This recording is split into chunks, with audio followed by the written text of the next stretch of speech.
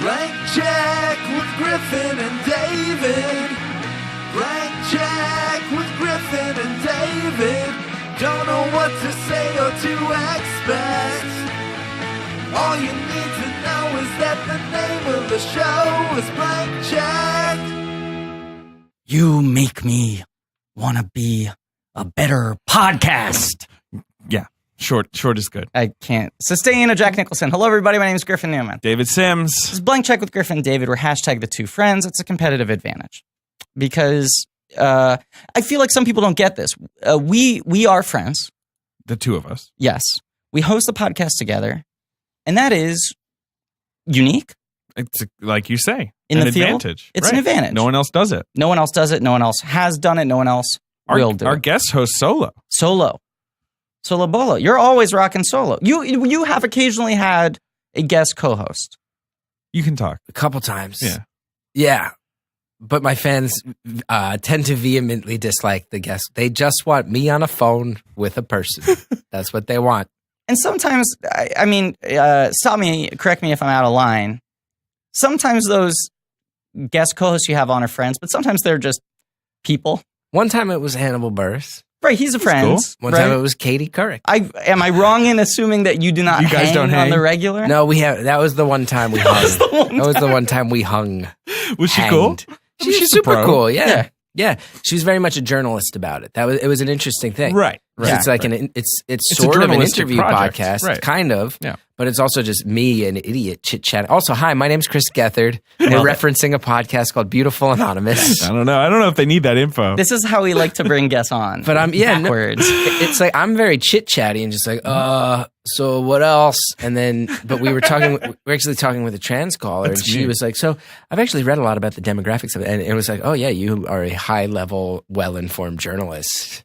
Casey, different thing. Yeah. I went to VidCon, the convention for YouTubers and You don't have to brag. social media influencers. Well, look, I don't want to brag, but I was there doing a correspondence piece for a TV show that got canceled before they aired my piece. So does that piece just never saw the light of day? Never saw the light of day. What do we got to do to get our hands on this VidCon Yeah, footage? that's true. We got to resurface I'll this. say this. It was a piece produced for a show for a network that you used to be on. Really? Yeah. Wait, really? I think you can surmise what network that is. Yeah. A network that sometimes doesn't put stuff on the air. Wait, no, I thought it was on. No, this was after that. Oh, okay. This was after that. All right. But yeah, so humble brag, I made maybe a cool $150 to go to Orlando for 3 days in what Did was you going to meet be the good Pauls? real material that never aired. Didn't meet the Pauls. But the thing I was going to say was we were checking in, and I was with like the producer of the segment, and we were just like, what the fuck is this? But like, we're so outside of this world. This is before like people like Jake Paul had sort of like permeated to being like everyone knows who he is, even if they don't know his work, because he's like a news item. And we were just watching like random 17-year-olds with like Nickelodeon haircuts who were just being like swarmed and mobbed, and parents holding their crying daughters back, and like 4 or 5 pockets of that. And we're like, these people are like causing like eruptions of tears, and we don't even know who they are. And then I looked over, and Katie Couric was just walking through the lobby, completely unaffected, That's unnoticed. Wow. And you could tell she was flanked by like 5 bodyguards. Sure. She was like, okay, this could be rough. Let's just get through here as quickly as possible. And you could tell that she was like a little relieved that no one was mobbing her, but also like, hey, but seriously, that guy? I'm Katie fucking Couric. I was once in, you do things on TV and they send you out on these like blitzes of like, just go do this and this and this. And they were like, we have you slated to be a presenter at the Shorty Awards, which I didn't know. I'm 37 years old. Humble brag. And then they were like, I was like, what is it? And they said it's like YouTube, Instagram, Vine driven awards. Short form content? Is that the idea? Yeah. But I went and it was like a red carpet in the middle of Manhattan. Was there a celeb host? Flipping out. I forget who. Al Roker was backstage. Hey. Chilling. Katie's bud. Because I think he was big on Periscope at the time. Roker? Yeah, Roker was dude, I followed Roker on Periscope and it made me delete Periscope. Like, Al Roker, chill the Would he fuck be like live out. every 20 minutes? You have no idea, He's man. like getting a sandwich. No, Was it mostly weather or was it not No, weather at all? It was getting a sandwich level stuff. It's like, oh, Al Roker saw a dog. He's chasing a dog down the street on Periscope. Roker was famously the first famous person you tried to get on the Chris Gethard show when Yeah. you were like still UCB basement. Yes, you could say that a lot of my career took off because Al Roker rejected me. Yeah. So I switched to Diddy. Right. And that's how my long storied relationship with Diddy began. Yeah. If Al Roker just said yes, he would have come and done the show. It wouldn't have gotten any of the Al buzz Roker's or press. People are. I mean, that I love Diddy Al got. Roker, but people are less impressed when Al Yeah. Roker does Well, a it would've- guest bit. He does a lot of those. It would have been more in line with the original spirit of the Gethard show, Sure. which was like, oh, that's a goofy thing these weirdos are doing. very Manhattan too. Yeah, Very- very New York centric. Yeah. And instead, it was like, oh, now this like mythical figure is involved, Yeah, like this wizard. and it gave it a sense of magic. But Roker declined very quickly, right? That was my memory. Was Yeah, you tweeted of. right? It was Christmas Eve. I was at my parents' house Right. up in the Adirondack Mountains, so bored. You posted a shirtless video saying, "I'm going to get a celebrity for next Yes. year." Let's get Al Roker. Yeah, And then he straight up was just like, nah, I'm busy. right. And then but that was 2009. Sure. And I will say Twitter was pretty young then. And I think it was Very new. I think it was like an early thing where people realized like, oh, these celebrities are actually using it themselves. Yeah, Yes. Like it's It was still the thrill of that. yeah. Like, remember when Charlie Sheen joined Twitter and people were excited? Yeah. People were like, oh no, what's he gonna do? Like, the idea that a celebrity would be on Twitter was still a novelty. and also like Twitter was small enough and kind of regional enough that once Roker rejected you and you were like, "I'm going twice as big," hashtag Diddy Gethard, it got like a lot of traction because there was less stuff on Twitter.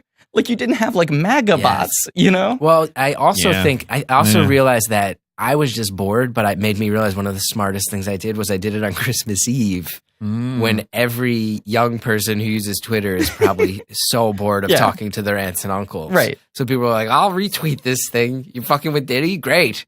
This is anything that's not my family? Great. Yeah. Helped a lot. This is a podcast called Blank Check. Yeah, I was gonna say. Am I allowed to curse? I just said Yeah, the Oh, oh, you- 100%. Oh, good. I said the F word. Sorry, I didn't ask first. No, please keep saying it. It's a podcast about filmographies, directors who have massive success earlier in their careers and given a series of blank checks to make whatever crazy passion projects they want. Sometimes they clear, and sometimes they bounce. Baby David's holding up his eyebrows. He looks like Satan. This, of course, is a miniseries on the films of Diddy. No, this is a miniseries on the films of James L. Brooks, and Who's we've gotten to the Quite titular different from Diddy. episode Yes. as Pod as a Cast. No, this fucking podcast miniseries is called Podcast News. Oh. But this one we can call as Pod as a Cast. Thank you. Yeah. And as he introduced himself, Chris Gethard, host of the Chris Gethard Show, Beautiful Anonymous, second time guest. I mean, maybe the most request we've ever had for a return guest because it's been a while. You haven't been on since the Star Wars days. Yeah. Well, that's very flattering that people enjoyed it. Flip you, for everyone. it. Still flip for it. Enjoyed the performance review episode Yes. for episode 3, Revenge of the Sith. Yes. Very specific. Well, I'm very passionate about it. You. Very Yeah. passionate about Star Wars. Yeah. Always have been. Yeah. My whole life. Grievous, a dickhead. Mm-hmm. Yeah, just come on. Not even good at what he does. How did he become a general? Wait, promoting him. What do you think of the new Star Wars? I've been liking him. Because I guess we had not seen those the last time we No, did this podcast no. together. We Loved hadn't- Rogue One. Oh yeah, Loved Rogue One. yeah. I thought it was I thought it was actually pretty bold of them as a giant corporation to realize, oh, we have these standalones. People can die now. Sure, That's pretty crazy when you think about it. they all died. But I saw you. Yeah, like a Everyone fail, like Everyone a dies. Spoiler, everyone dies. Yeah, and Yeah. But like a wipeout. Like, of course, they killed Obi-Wan, and of course, people died, but they come back as ghosts to That's please true. children, and so you can sell translucent toys. And then, to see one where they're like, no, let's wipe them all out. Here's why they weren't in the other movies you saw, because Right. they all met Dunzo. grisly deaths. Mhm. Quite grisly in some cases. I saw you very shortly after Rogue One came out, and I was telling you my reservations with the movie, and your response was, I think you misread the film. If you ask me, that movie is about one thing, and that one thing is General Radis. Yeah, that was General Radis's I feel like that was really, they were putting him up on a pedestal. It was a vanity piece for General Radis. When you reconsider Rogue One from the viewpoint of General Radis, he's very vastly different film. He's very Vastly different film. Churchillian, General Radis. Yeah. I will say I have some strong opinions on Last Jedi, specifically a character that I've come to hate. Oh no. Morally. Who? The fucking the Oscar Isaac's character. Oh, Poe Dameron. Poe Dameron. Poe Dameron. You hate him. You're hate down him. on Poe. This guy, by the standards of any military outfit, should behead him on TV for treason They and should mutiny. Throw him in jail and lock away the key. He is that's for personally sure. responsible for the death of roughly 70% of the rebel of the alliance. rebels.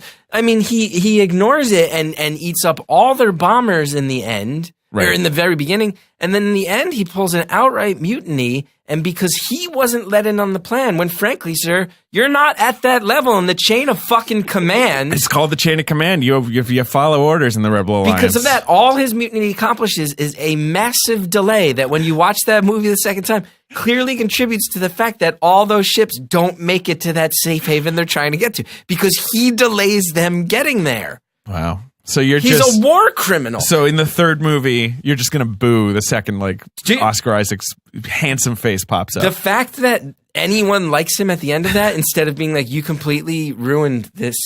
The fact that we're in a cave with fucking crystal dogs, like hanging out for bare life, is your fault. 100% you personally, it's your fault. Can I throw out one counterpoint? Instead, I saw Oscar Isaac in Hamlet at the Public, and oh my god, Yeah, that guy's a pretty handsome good. boy. Yeah. talented person. Yes, he is very talented. Who was your favorite Last Jedi character? Do you have like a standout for you? Was there a Radis of the film? Oh, great question.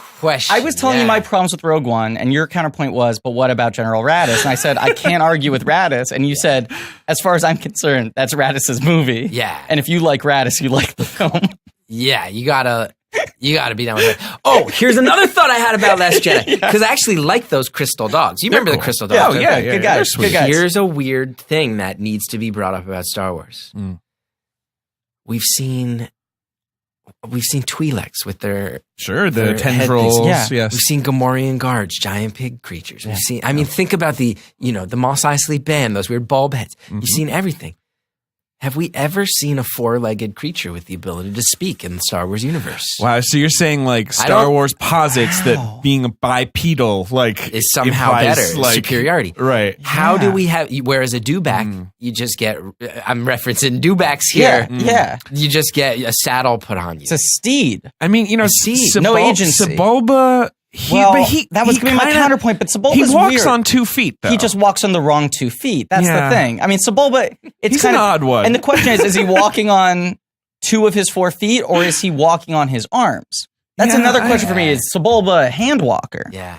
When are we going to see a four-leg? Because how you can have the Ewoks everywhere you go, every corner of the globe. They respect the rebels. They Respect stand upright. societies, That's but a very good there point. have to be some creatures that evolve in a way where the most intelligent way to develop is four-legged. Well, and walking. we have Yeah. like 6 armed people, right? I mean, it's Yeah. like Dexter Jetster, But like, Yeah, Dexter you're right. Jetster. There is no one who walks on all 4s. Who would be like in a Senate situation Right. or a rebel planning room situation? To my remembrance. And then there are some And goofy also, fucks who have gotten elected to I haven't- Senate. It's not like there's a high bar there. Yeah. Yeah, there's some. Well, and also remember the pod race. There's some real, crazy cats. But another thing, one of the scariest sights in Star Wars is the AT-AT, 4 legs. Four-legged. There's a real four-legged bias. So everyone's like, And imagine how much scarier it would be if the AT went, hey, how's it going? How do you do?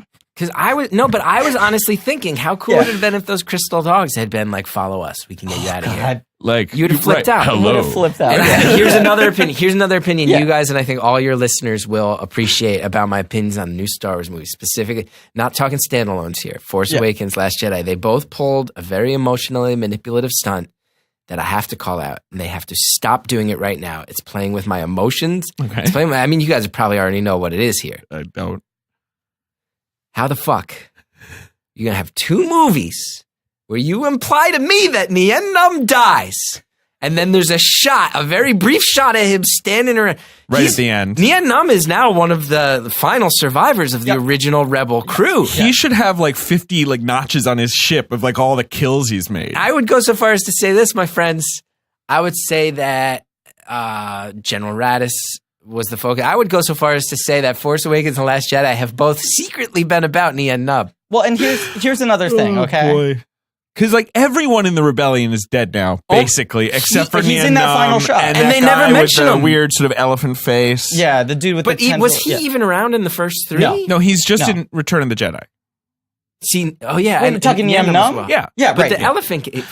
Is he not in The Force Awakens? Okay, so we are correct on this because I said he was in Force Awakens, and I got But some he shit on wasn't in Twitter. Jedi, no, was he? no, absolutely He not. wasn't in- No. There's He's- another creature right. of his species in Force Awakens, but that other alien pilot who's still on the Millennium Falcon alive at the end of the movie is new to Last Jedi. Yeah. Now here's the bigger thing. Where's okay? Wedge? Where have they addressed where Wedge Antilles is? by The way? actor just is like, no thanks. Oh, is that true? Yeah. They wrote He's really that guy is like, no, I don't want Yeah. your millions of dollars. the in Max residual von checks." He's Sydow like, fuck character it. in Force Awakens was supposed to be Wedge Right. as like a handshake, Oh, and he I was like, didn't "I'm know not this. coming back unless you give me a bigger part." I believe I want to find the exact quote because it's a very How funny did I miss quote. this? How did I miss this? He thought These he was movies- power these- playing them, and they were just like, "Cool, we'll hire Max von Or Sydow." we'll just fucking draw this in a computer, dickhead. They asked me, but it just would have bored me. That's what he said. And he's also swimming in. That guy has. He's in all three of the original movies. He's like the Judah Freelander on 30 Rock of Right. movies. Yeah, It's just That's like the best gig. every Yeah. month, 3 envelopes come through the door. I mean, having been in tiny parts in movies that did okay, Uh-huh. and I still get residual checks that aren't sizable, but Yeah. like I was Right. in the heat in one scene. Right. I was cut from Iron Man 3. I still get little Yeah, checks. that's what I was okay, gonna ask that you. was going to be Still my get little question. checks. Do you get the Iron Man 3 regularly check? I Get get- residuals from 3 movies I was cut out of, which is insane. SAG rules. I don't think you get the same residuals you would have gotten Yeah. if you, You were get a in it, smaller but chunk, You sure. gave them the time, Right. and union rules, you get a little money. Wow. Wedge Antilles, that guy is definitely a multimillionaire Oh, based yeah. off of those 3 yeah. The movies. king of residuals is John Ratzenberger. Oh, Ratzenberger, Is he's in Empire Strikes He's Back. in Empire Strikes I Back. quietly heard he's the most. He's made the most money out of it. Yeah, he's the highest grossing He's in actor. every Highest grossing Pixar Every movie. Pixar movie. And then there's another big thing he's in I'm forgetting. You're right. Empire Strikes Back. Well, yeah. Well, Cheers. Yeah, king of residuals. At Talk about any- King of residuals. resid- At any given moment, They should change Cliff. the word residuals to Ratzenbergers. Ratzenbergers. Got another Ratzenberger today. Is there a second on this planet where somewhere in the world a He's in Ratzenberger Superman. project? Thank you. Yes. He's in Superman. A too? Ratzenberger project is not somewhere airing on TV. Right. Right. It's like Law and Order. Great question. Right. Great question. No, Right. I don't think so. Yeah. Right now, some kid is watching Finding Dory. Right. Yeah. Now here's my very loaded question. Okay. I also appreciate that you called them a Ratzenberg project. It's a Ratzen. It's him, and it all spreads out I mean, of there. Ratzenberg's kind of my Rattus. Anything with John Ratzenberger is a John Ratzenberger project for me. This is my big loaded question, okay? We all know that tragically we lost Carrie Fisher. And Kathy Kennedy has said that her intention was for this new trilogy, each one to kind of spotlight one of the legacy players Mhm. as they're kind of passing the torch off to these new characters. Mm-hmm. Force Awakens was Han's movie. Mm-hmm. Last Jedi was Luke's movie. The intention was that the next film would be Leia's film. And now that's obviously not a possibility. But I will say people are shitting on the scene where she yes, where pulls she herself flies. back in. Yeah. I actually loved that I love scene. that scene. I loved that scene. That scene really works for me. Because I think Yeah. that scene implies something that has always been kind of sort of under the subtleties of Jedi was like, oh, Yeah. was it supposed to be Leia? Were Yoda and Right. Obi-Wan Is Yeah, there I like like a that sliding Is doors she situation? secretly the most powerful out of any of them? and even and I more thought- powerful because she didn't feel the need to use it. And like she never trained in it, and she Yeah. can still maintain oxygen in her lungs and get herself in instinctively with seemingly no Jedi training. Well, Yeah. and one I thing, loved it. I Ryan- loved that scene. I don't get why people are picking on that scene. I don't either. Don't. Right, I saw. Did you see Ryan Johnson finally tweeted about that because Yeah. people I guess bug him about it all the time. And Yeah. he was like, people say to me like, "How'd she do it? She doesn't have any air. She's in space." And he's like, "Moving in space is very easy. Yeah. There's no resistance. And like his other point was this is not like something where she I thought it needed was- to pull herself. Right, and they Like, were she like- just needs thought to it was move. beautiful. I Well, actually thought it I was think a it's a very beautiful beautiful scene. scene. I think the music is wonderful in it. I'm sorry, Ben. I knocked over the red guard. he knocked over one of Ben's red knocked boys. over my red boy. No boy. And Now, Mr. Ben's got a this red is boy. about. I want to be clear. This is about James L. Brooks. as is, but we good gotta- as it gets. We gotta bring up We a got couple to more get Star Wars going. things. This is my big We've been take I going want for to bring about up. 15 minutes. This so, is my all big right. take I want to bring up. Do you think now, backed into a narrative corner, not able to make the episode 9 they originally intended, Yeah. as the last major legacy player linked to the original films, they make Episode 9 Numb. Well, you're also ignoring the presence of Chewbacca. We got Chewie, we got C-3PO, we got R2, but I think they've always been side dishes, right? That's the whole point, is they're kind of just stable. He's a fucking star. Well, he's much like Jack Nicholson. If Nien Num's on screen, you're watching Nien Num. Well, I do think. Here's the thing. Yeah. First of all, I want to see these fucking youngsters in the Rebel Alliance. Let's recognize that this guy lived through some major battles that they've heard mythologized. Mm-hmm. I want to see this guy having rank over them, command over them. I don't care that he doesn't speak the basic language, the shared common tongue. He's a Sullustan. He's a Sullustan from a mining planet. One of the earliest societies to actually buy into the rebellion. Yeah. As the Empire, do you guys know this? Yes. The Empire shows up on Sullust because they're like, we need to take over your mines. They commit war crimes. They take over the mines. No, we take to the mines. We immediately start a resistance. We're one of the first ones. This guy was a big part of it, man. I also will say this. Having memorized the Star Wars Encyclopedia in high school, I know the name of the Sullustan that signed the Compact of the New Republic in the now non-canon story of the post. And what is his name? Cien Tev. Oh, Cien Tev. What a fucking guy. I think maybe all Sullustans have 2-syllable first names, 1-syllable last names. But why don't they throw some shine to Nien Nunb? I'm saying Episode 9 Numb. That's what they gotta do. Put him in the center. Now, I got in a fight with Bobby Moynihan about this because he's my friend who I have real childlike Star Wars combos with. Right. Is the new Nien Nunb, he said it's the same actor, but is that not CGI? No, it's not. No, it's not. It is practical. That's an actor. That's an actor. There's an actor that they have that slender a body and that big a head on. Little guy. Little guy, big head. Yeah, little guy. Now, I also heard, is this true? I remember when I was a kid at my most Star Wars obsessed, hearing that Nien Num's language is an actual African language. Like they just repurposed the language. And apparently when he doesn't say a lot except like blah blah blah blah blah blah. Like but apparently when Return of the Jedi met the regions of Africa where this language is spoken, he's saying like nonsense in this real language, and people erupted in cheers and laughter, and he became a cult figure because he's just saying like dishwasher, table. It was something about food. It was something about food. He's saying like coherent sentences. I've had trouble tracking this down, but I forget where I first heard it or read it, but I remember hearing a rumor that it was him saying like spicy foods mess with my stomach or like something like that. In Kenya. 1983. Audiences roar in laughter because he says, "What are you doing over there? All of you, please come over here." In Kikuyu, which is a Kenyan dialect. There you go. This is why your fans love me. Oh my God. I had no idea. Ding dong, ding dong. Let me get that. I like how he leans over. Hello? There was an idea.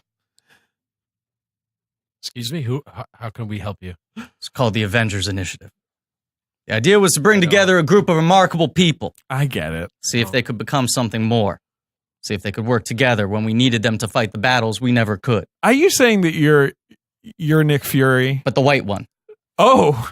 Want to make it clear so it's not offensive. Okay. The white Nick Fury. Sure, from the comic books. Has anyone thought... But you're reading the lines from the movie Nick Fury. What movie? What are you talking about? So all right, okay, Nick. What movie are you talking about? You're here telling me that you're hiring. I'm looking. You're looking for a team. For the best talent. Oh, well, I'd say a group of remarkable people. That would be my wording. So you're saying great candidates. Yeah, I mean, people who could work together when we needed them to fight the battles that we never could. Yeah. What if I told you, Nick Fury? Yeah. Are you sergeant or commander? Well, do you have a rank? I've worked through different ranks. I mean, General? I obviously led the Howling Commandos. Right. Yeah. But like, what are we talking head of S.H.I.E.L.D. at this point you are? Yeah, I mean, call me Nicky. You're dropping the voice, too. I'm not dropping the voice. This is how I speak. Little Nicky. Little Nicky? Yeah, call me Little Nicky. What if I told you there's a website where you can post your job to 100 of the web's leading job boards with just one click? Would I be able to collect resumes of remarkable people? Yes. Well, it's called ZipRecruiter. The right candidates are out there. ZipRecruiter is how you find them. Every business needs great people and better way to find them. Something better than just posting your job online and praying for the right people to see it. And you can just, what is it? What's the job exactly? You're just saying you're looking for the best people? There was an idea called the Avengers Initiative. No. just keep going. It was to bring together a group of remarkable he people. wants like fighters and people to work. Sure. in the people office. who could work together when we needed them to ZipRecruiter- fight the battles that we never could. ZipRecruiter can let's be handle specific. whatever it is you're looking for. They look for the most qualified candidates and they invite them to apply to your Avengers job. They got a Hulk? Well, 80% of employers, and that's you, Yeah. who post on ZipRecruiter, get a quality candidate through the site in just one day. So maybe you'll get your Hulk. What about a guy with a bow and arrow? Yeah. I think there's a subcategory for that, Okay. right? Bow skills. Yeah, ZipRecruiter. It's the smartest way to hire. Well, I'm sold. I guess I should just walk out this door and hire ZipRecruiter at full price. Excuse me. Let me walk out of here. no, What? no. Thanks for putting your hand up there, Ben, to Of stop course, him. I wanted to make sure you got to hear this though, and our listeners too. I mean, Okay, but don't make me turn around too many times because this long leather jacket is heavy, and if I twirl too fast, Yeah, it but he's causes lower dusting. back pain. He's dusting the floor for us. It's actually great. It's a duster. It is So- a leather duster. So if you can find out today why ZipRecruiter has been used by businesses of all sizes and industries to find the most qualified job candidates with immediate results. Right now, my listeners can try ZipRecruiter for free. That's right, free. Just go to ZipRecruiter.com/blank. That's ZipRecruiter.com/blank. So I go to ZipRecruiter.com and then I leave the rest of the URL blank, is what you're saying. That's not true. What? Actually, what you do is go to ZipRecruiter.com/blank. One more time. Tell me. ZipRecruiter.com/blank. That's right. Well, thank you so much. Okay. I'm so happy I came in here today. That you've done me such a Can favor. you holster your weapon now? He's been pointing a gun at us the whole time. Let me put it back. Look, I gotta level with you. I haven't been entirely honest since I've been in here. Okay. By the way, Chris Gethard, big fan of your work. Thank you so much. You as well. Thank you. Yeah. I've been holding a secret. What is it? I had an idea. Get out of No, here. to bring Sorry, together. sir, I'm gonna push you. Yep. People. Thank you. Thanks for putting up with that, Chris. No, it's my pleasure. You know, we have these guests sometimes. Yeah. I really sometimes wish Griffin wouldn't open the door. I gotta. And when they're here, I show my respect by standing in total silence. He was a sergeant during World War II. And That's then right. A colonel. Sure, Colonel Nick Fury. Yeah, Yeah. Isn't he a general at some point? He's got to be a probably. general. I mean, he's gone He's through in there. charge of S.H.I.E.L.D. Yeah. Man's in charge of S.H.I.E.L.D. Yeah, more than anything, though, title I think he wears the proudest. Friend. Mm. You know, good friend. Mm-hmm. Yeah. Agent as well. Agent. Of Yes. S.H.I.E.L.D. Yes, Mhm. of S.H.I.E.L.D. Mm-hmm. Now, he had a bit of a downtown look, to bring it back to as good as it gets. Oh, Nick Fury? Yeah. I mean, that's how I looked. Mid-90s downtown. Downtown Griffin Inn. Yeah. I looked like a Eye white patch. Nick Fury. Streak of white hair. Yeah. Duster. Yeah, blue and white Cigar. jumpsuit with a lot of straps. Cigar. Cigar. Always smoking half a stogie. He was that is such a 90s comic book thing. It's just like they need more straps. A lot, Lot of of straps. Like, straps. just can we have like straps vertical, diagonal, like all kinds of straps. Yeah. I mean, you two are both like big hardcore X-Men people. I'm like a X-Men big are your main, X-Men That's nerd. your main All right. jam. You know what I've gotten into recently that I never read as a kid? That's, I think, maybe the best run of a comic book I've ever read. Shoot. Have you read Walter Simonson's Thor? Yes, I have. It's Holy amazing no. and so inventive. That's the one So with like the frog good. Thor. The Frog Thor. Beta Ray That Bill? shit's great. Beta, Beta Ray Ray Bill is Beta Ray Bill is like my favorite superhero now. Beta Ray Bill is the best character.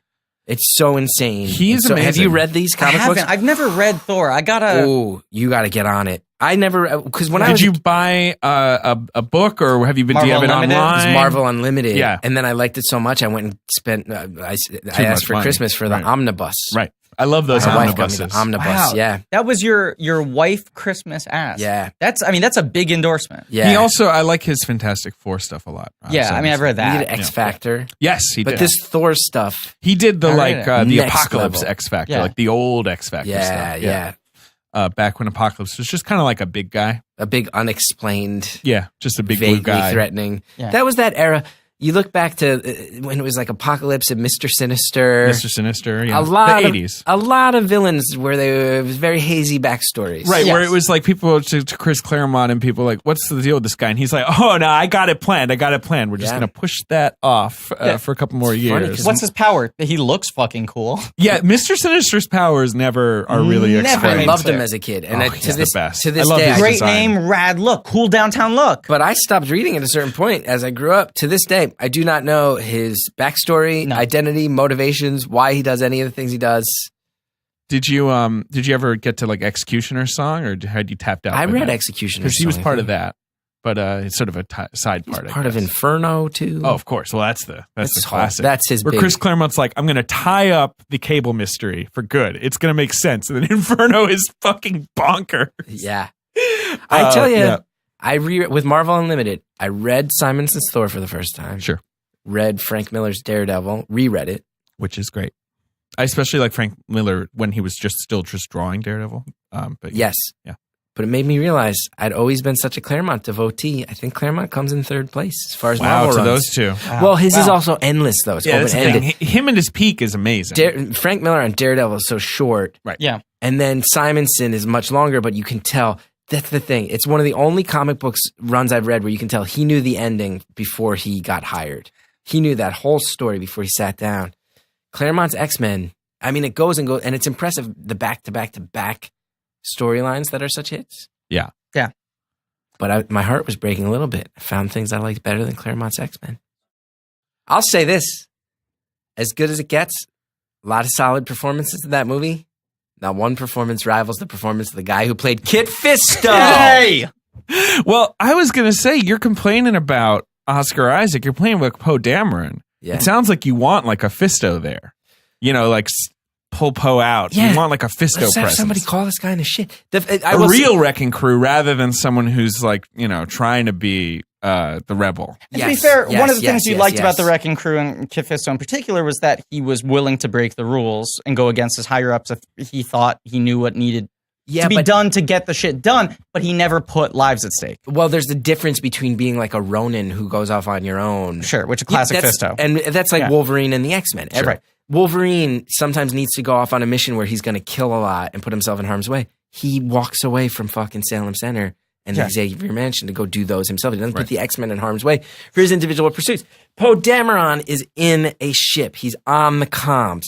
He's part of a concentrated, organized effort here. I'm sure they've had, before he gets out there with those bombers, they've had a whole lot of strategy meetings and a whole lot of goals and a whole lot of objectives laid out. When they accomplish them and say, get the fuck out of here, it's because we need those weird, admittedly poorly designed and useless bombers that need Very that strange move bombers. that are vertical and move at a snail's pace and need to be directly above their target to have any effect. To be fair, they're easy targets to pick up. Get them out of here to live another day, dickhead. My biggest problem with the bombers was that if you just shoot one of the bombs inside them, the bomber's gone. That's it. All the bombs go up, and that's that. I'm Like not maybe putting a that on shield. Poe. I'm not that's putting it on Poe. Poe that those are perhaps the most useless weapons of war Strange. I've ever seen. Yeah, let's pack all our explosives into what looks like a floating test tube, and it just needs to, like, at a helium balloon pace. It needs two people too. Yes, You need someone yes. to open the doors. You need Yeah. So what do you think Fisto would have done in that situation? How do you think he would have handled it? Listen, the whole movie. You get Fisto in these movies. None of these movies need to happen. They're like 20 minutes long. The movie. They're one 'cause reelers. he personally infiltrates. Snoke. Yeah. Yeah. That guy who's in every movie now, Domhnall Gleeson. Yeah. Right. He'd be dead. Yeah, Farmer McGregor Domhnall himself. Gleeson could play Chris Gethard in the Chris Gethard story. Don't you think so? Put some glasses on that. Right. Yeah. Because I just saw him in the National Lampoon movie right. where he's wearing the glasses. When and he David looked good. Wayne directs his early days of the UCB movie. Yeah. Ooh, Yeah. I would be featured in that. Now, here's a question about my glasses that I think you guys as pop culture trendsetters and That's what we are. and Yeah, definitely. We almost moved like the you needle. are almost like the Owatu, the Watchers Wow. of pop culture. If we're doing That's a a, Marvel Universe, that's a comparison. huge compliment, On the Chris. blue- I've Area of been the moon. contemplating getting LASIK. Oh, wow. And one of the writers on my show, Nicole Drespel, sat me down and flipped out and was like, "You keep saying that, you're going to ruin your career. Like the glasses are too important The to glasses your look." are like a totem." I mean, Weird Al did it and he survived. He did a whole kind of look. He also had to shave the mustache with it. That's he had true. to do a kind He of did have to change it rebrand. up. But he did it. needed an update, to be fair. He did. That's true. Right. It's I'd been like to 15 think more solid than I years. do. Right. I do think it might be a Jennifer Grey situation, though. You know, Right.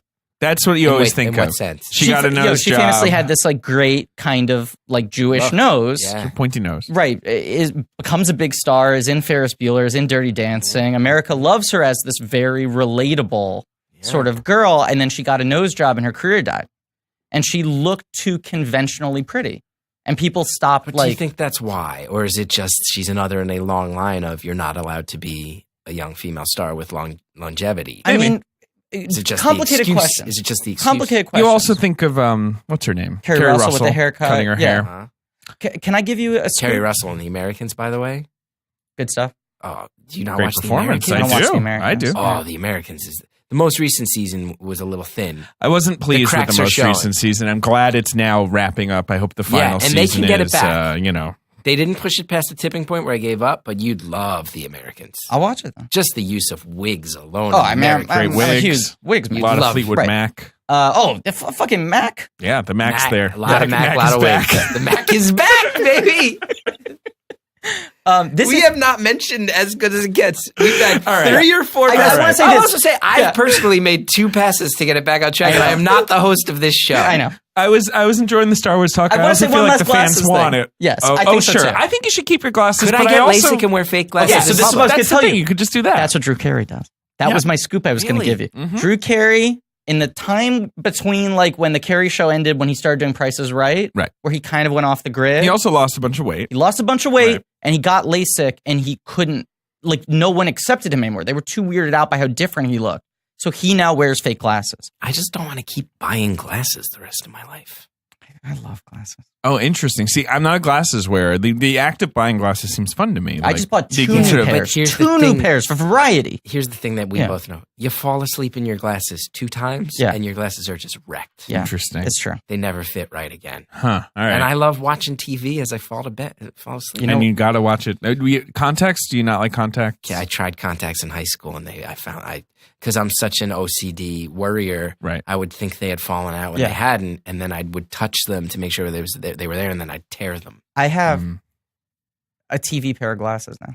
You do? Like an old You pair have of glasses junky that's pair? shittier. I have a That's junkier smart. pair that I wear on the couch That watching makes TV sense. when I I might just fall got asleep. new ones. Maybe I'll keep the old ones for falling asleep. That is very practical and smart, Hey. Griffin Newman. Hey, look, having a pair of junky TV glasses is as good as it gets. As good as it gets. Now, Chris, Yeah. when we told you we were doing a James L. Brooks miniseries, Yeah. this is the one you wanted. Even more than that, I sent You you, gave me a list. of, Yeah, of longer list. multiple miniseries we the were Paul going to do. Verhoeven was on there, A right? couple we haven't revealed Well, yet. Yeah. and I believe what I texted you back, Griffin, was the one thing I will say about because the movie. It's funny, and I will say too. I copped to Griffin. I did not have a chance. I've watched it in the past 6 months, actually, Sure. coincidentally. Yeah. But I did not watch it like in the past couple of days, which I should have. I That's- apologize. I think that's Getting back fresh from a enough. Yeah. vacation, Yes. and I've been scrambling to get Busy my man. life back.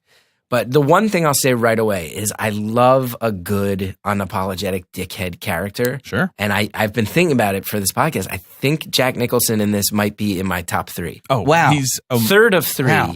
an absolute horror of a human being. But in a as way Greg that- Kinnear says. He is so brutal with it Yes. that it becomes funny and lovable, which to me is a real hard comedic acting thing to pull off. And I would say Bill Murray in Groundhog Day I was going to ask your other guys. does it better. Sure. Yeah. And then perhaps one of my number 1 comedic performances, Steve Martin in Planes, Trains, and Automobiles. Yes. Yeah, that's It's a up beautiful... there. It's right. up there in that pantheon. That's a Ben favorite, I feel like. Oh, for sure. Maybe my Yeah. second favorite comedic movie. Because those are all difficult, and we love that movie, Planes, right? Trains, and Yes, Automobiles. I recently said I You think know it's who one of the best steals the American show? comedies. My wife's favorite actor, that dog in the back of the truck in Planes, Trains, and Oh, yeah. Automobiles. Well, Now- I'm It looking shows now. Steve Martin shivering, and then John Candy shivering, and then that goofy dog is shivering. I like you saying that, That he dog's a is great your actor. wife's favorite actor, My which wife's implies favorite not actor. that that's her favorite performance, but that she follows his career closely and likes That's his my wife's entire favorite body actor, of yeah. work. There he But is. yeah, I mean, Jack as There he is. Good yes, dog. Oh, that is a the good frosty fucking faced dog. dog. He looks a little bit like the Ice Dogs from Last Jedi. Yeah. Ooh, Yeah. Crystal Fox. Crystal Fox.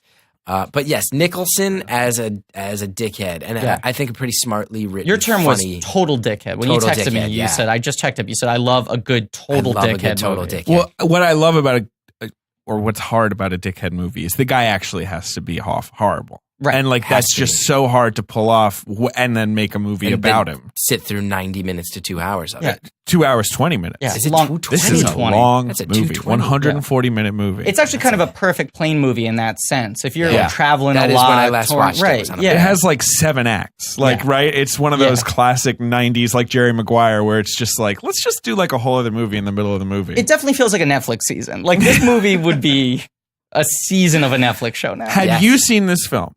I had seen it probably on TV when I was like 13. So, no, probably edited. Right. basically. Yeah. Right. Yeah. So I was like watching it pretty fair. I knew like the basic movements of it. Sure. Because I had seen this film way back in the day, probably like Yeah. you. It's probably on TV like a couple years after. Oh, am I probably the watched it only on one old CBS. enough to remember it? I was young because this I- movie is 'cause 97. 97? I was 11. I was 17. Right. I'm surprised can I tell didn't you, see it. This movie Yeah. was beloved. This Yes. movie, Yes. I mean, was the 6th biggest movie of the year. It was the 6th Yeah. biggest During a movie of the year. hot year, too. The Titanic year. That was a Yeah. stretch. That 97, 98, and 99 were good years for movies. I'm going to give you the 97 top 10 movies. Uh-huh. Titanic, Yeah. Men in Black, Lost World, Jurassic Park. Yeah. Liar Liar is 4, which What? like wow. Like Air Force 1, As Good as It Gets. And then here's what's below As Good as It Gets. Good Will Hunting. The That's below. yeah.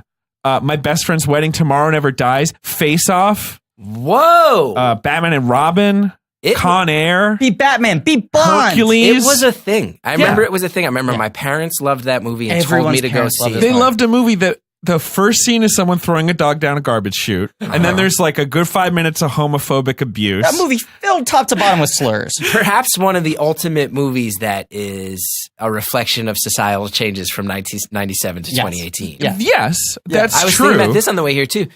There's a phrase that I don't know if it's been coined, but I would like to coin it. Sure. It's a real benchmark in the "but I like her" genre of movies, where a woman very politely, rightfully, and justifiably refuses a man's advances, and then a lot of the movie is the guy going, "But I like you," until she caves.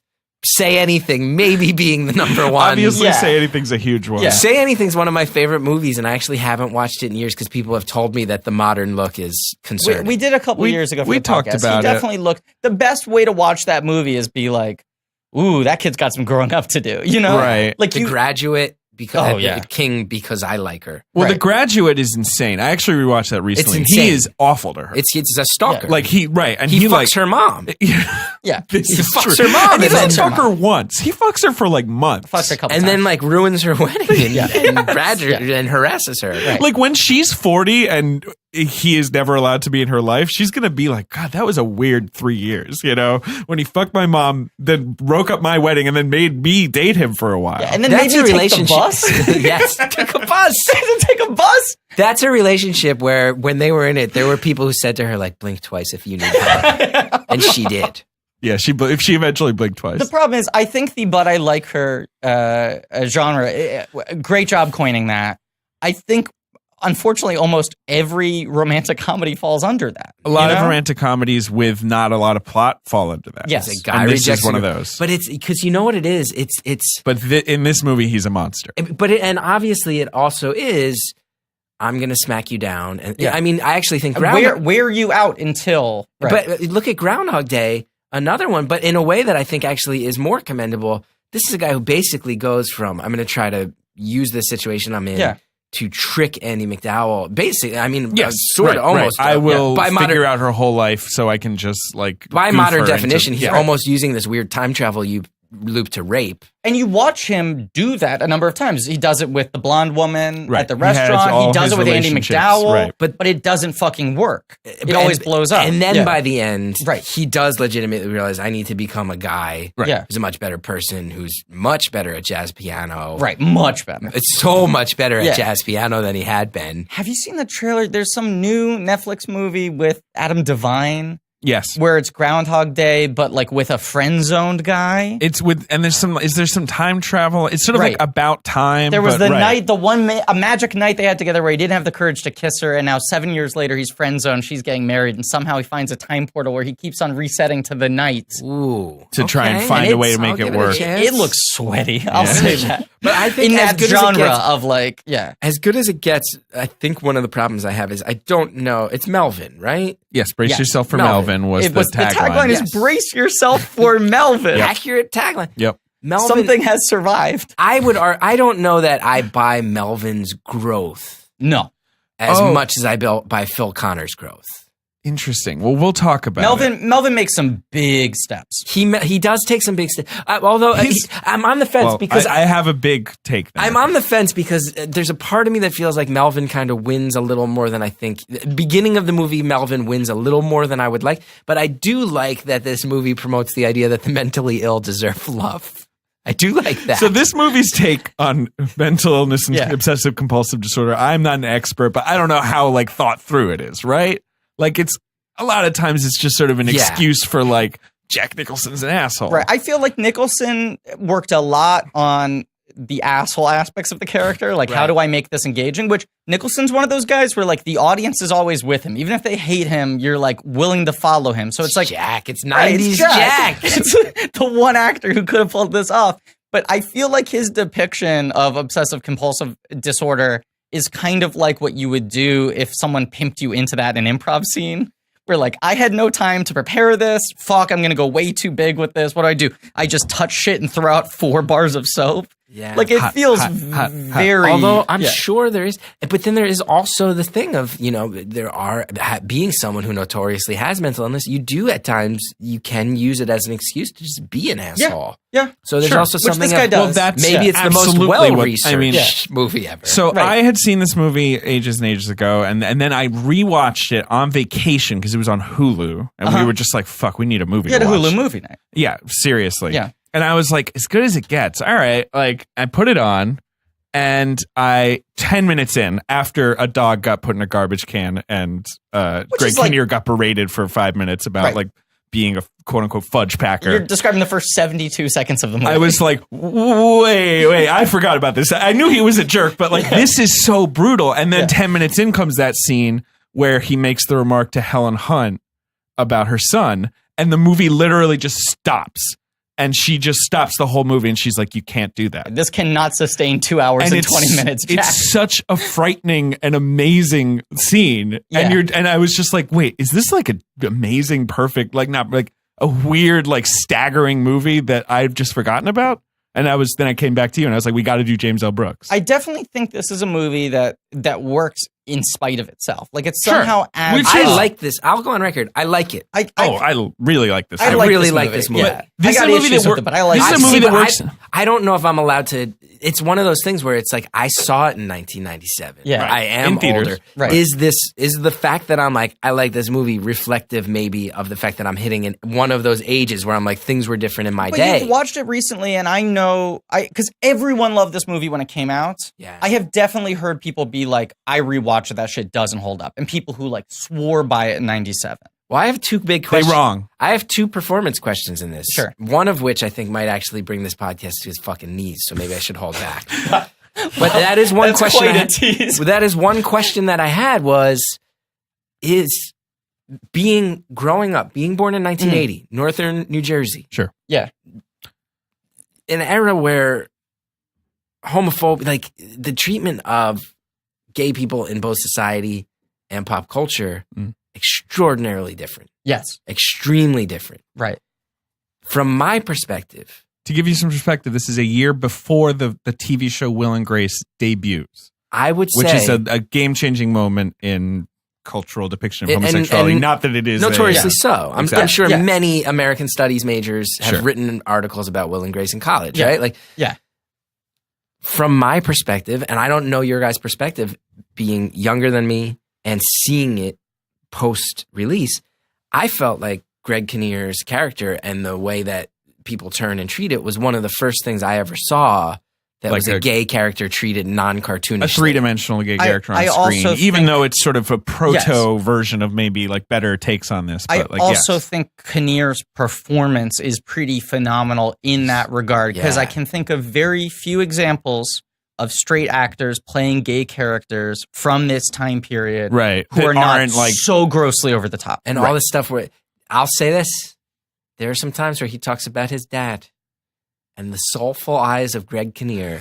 Greg Kinnear is crazy good in this He's movie. the best The performance in the movie. soulful I think, eyes of right? I don't Greg know about Kinnear. that. No. The Yeah. soulful eyes of Greg Kinnear tug at your heartstrings in a way that I can tell you, for a lot of people who I grew up around, probably the first time they felt sympathy Yeah. for a gay person. And this is a guy who a year or two earlier was the talk soup guy. Like it's not He like was it was the talk soup guy. It's not like this is some character actor. Everyone's like, oh yeah, well Kinnear, he's good, you know. Kinnear has a couple crazy years because he's the talk soup guy. For Then- 4 years. Right. Then Sidney Pollack, and people thought his pipeline was, oh, he's going to be a late night talk show host. That's the Yes, trajectory Everyone he's thought on. he was going to be the next Craig Kilborn. Right, or whatever. that's what they Or thought. He was right. going to get the late show and or he whatever. probably could have been. I think he could have been 100%. if you wanted to do that. 100% could have done that. iteration of Talk Soup 2 was can't miss television. Yeah. Yes, He was absolutely. killer. And the guy, fucking megawatt charm, Sure. crazy soulful eyes, Good looking guy. great fucking patter. Like, he's just got a good rhythm to his speak and everything. And then you're saying Pollock puts him in the Sabrina remake. Right. Sidney Yes. Pollack, Academy Award winner, plucks him to star in a remake of Sabrina, one of the most adored romantic comedies of all time. Here you are with Harrison Ford, and you're the co-male lead in this movie. And everyone went, the fucking talk soup guy, what are you talking about? You know? Yeah. It was like, it's like if fucking, Christopher Nolan casts like a YouTuber to star in like his next movie. You know, it was He like, did cast Harry Styles. he did. But it's almost like that, where it's like, what, that guy shouldn't be. You're a serious filmmaker. Sure. And that movie's a disappointment. Yes, and then there's also Dear God, a Gary Marshall movie. Right. Let's not forget. Which at that which point, is also a disappointment. I think that was like a stacked vehicle where they were like, oh, Sabrina's going to be huge. We got to get a Kinnear vehicle in the can. Right, for the next year. Yeah. That's why I feel like to me, and I'm sure you guys have your own talking points, but to me, as I was on my way here today, one of the questions in my head on the subway, as good as it gets, is it peak Kinnear? I think so. I think it has to be. Because this is the fulcrum point. It I'm, was and like, I'm sorry to bring that up so early. No, we I got to think talk it because is. I about heard it. the sigh you let No, out. but you're gotta right, because talk it's about it. literally Kinnear's career starts in like 91 with Talk Soup, right? Right. This is 97. There's been 20 more years, and I think it's all a downward slide. He's in Mystery I love Men, him. right? Oh, he's so good in Mystery He's Men. very funny in Mystery Men. Captain Amazing? Captain Amazing. What happened to Kinnear? Okay. He got pigeonholed as the other guy, as the jerk. That's the thing. They thought he was going to be the leading man. Then James L. Brooks gives him this fucking great role. He gets as an Oscar The other guy nomination. gets an Oscar nom. People go, okay, we accept it. Kinnear, serious actor, not the talk soup guy anymore. Serious actor. He can sit at the table. But then you go, what are the next couple of years? Well, his next movie is You've Got Mail. He plays in the 98. Baxter in that. He's the bad guy. He's the dude you got to get out of the way so you can get Hankst. Then Mystery Men. He plays pretty much the Baxter in that as well. He's the fucking dumb hero. You got to get out of Then the way. Nurse Betty. He gets his scalp cut off because he's real Baxter in that. He's a real dickhead. The Gift, Loser. Loser, he plays creepy college professor Yeah. sleeping with Mina Savari. Jason Biggs wants to date the girl of his own age, and she's sleeping with some 40-year-old dude. Someone Like You in 2001. That's another other man. Like Ashley Judd goes from him to Hugh Jackman. He's playing a lot of assholes weirdly for a guy who's that charming, and then- he's always the other guy, the dilemma. And then in 2002, he makes Autofocus, which everyone's like, oh, here's an Oscar movie about a guy who would film porn in his apartment and was also on Hogan's Heroes. Was on a Nazi sitcom.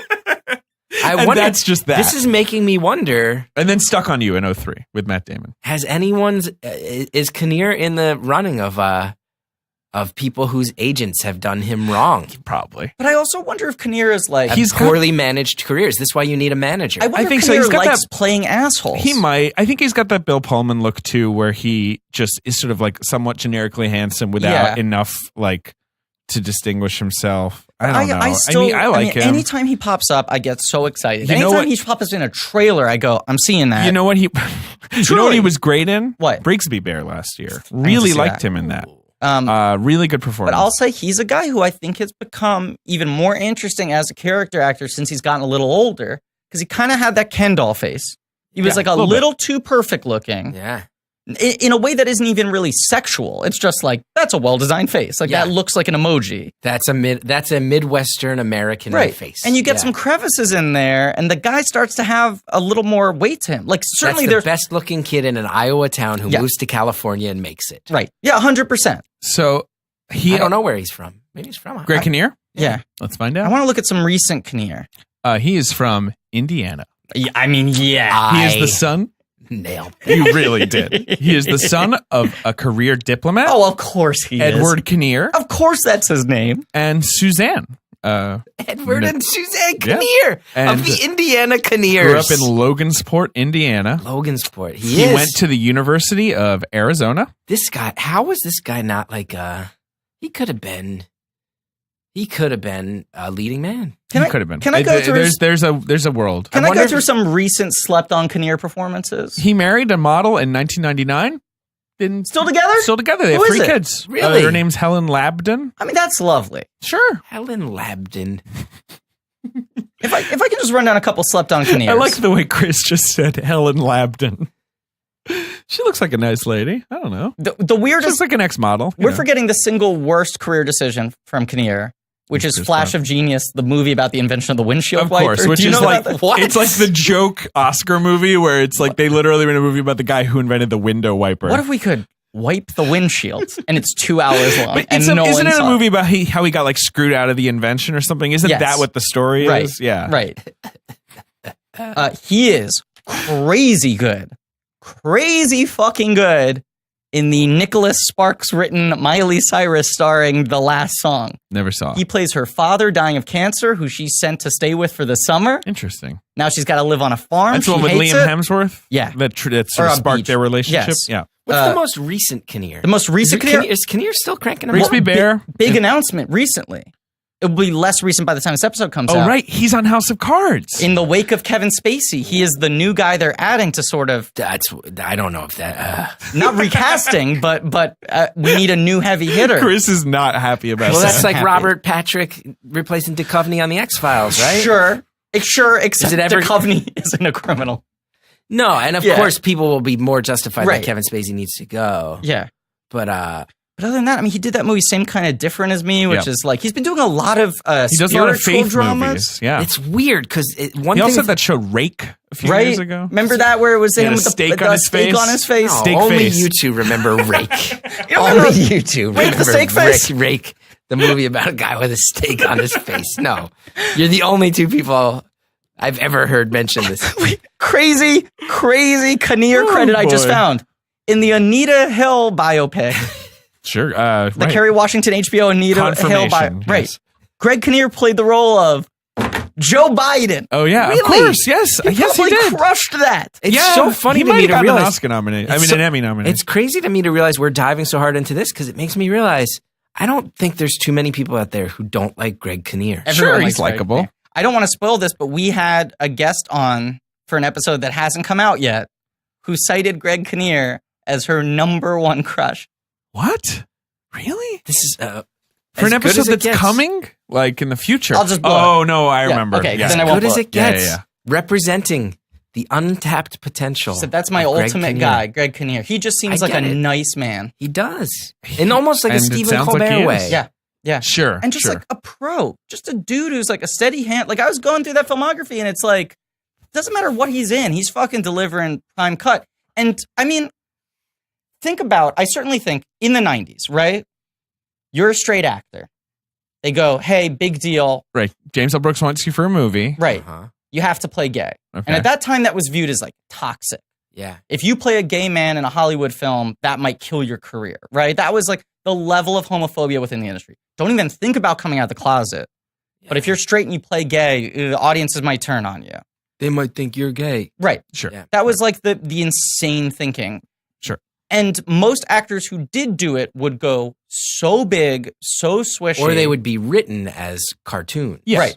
But the actors would also, I think, lather that on even thicker because it's like, I got to make this so different from myself because I'm so not gay that this has to be a total transformation. Greg Kinnear just kind of plays this role like Greg Kinnear. Yeah. This is one of the few times I think. He's styled, he's got like the open shirts. But I'm and the talking sort of, about He's his an artist. performance. I'm talking about his Right. acting, his choices. When you go just to his face. Yeah. The Well, things only he this has a movie- say in. is the king of the close up on the face. Yeah. This movie has so many close ups on 4 faces: Nicholson, Hunt, Kinnear, and that dog. That dog. And That dog. early Your wife's on in the second favorite movie, actor. right at the start, where Kinnear rings on his doorbell again, and Nicholson opens the door and delivers like 2 minutes of invective at this man. And Kinnear's like, yeah, it's not a subtle point you're making. His eyes are like shimmering. Yeah. You're immediately, again, this is a movie that like stops your heart, like with all this. They're like infinity pools of feeling. It's That's like the he's an counterpoint. asshole, but it wants you to feel like what an asshole he is, like how much it hurts the people around him, rather than just like, oh, he's an asshole. And it's such a New York way, where it's like, that's the motherfucker down the hall. Yes. Speaking of That doorbells, is such a New York thing. Ding dong. oh, get the door, Griff. Oh, God, why is it so dark in here? You have sunglasses on. Oh, right. He's not taking them off. No.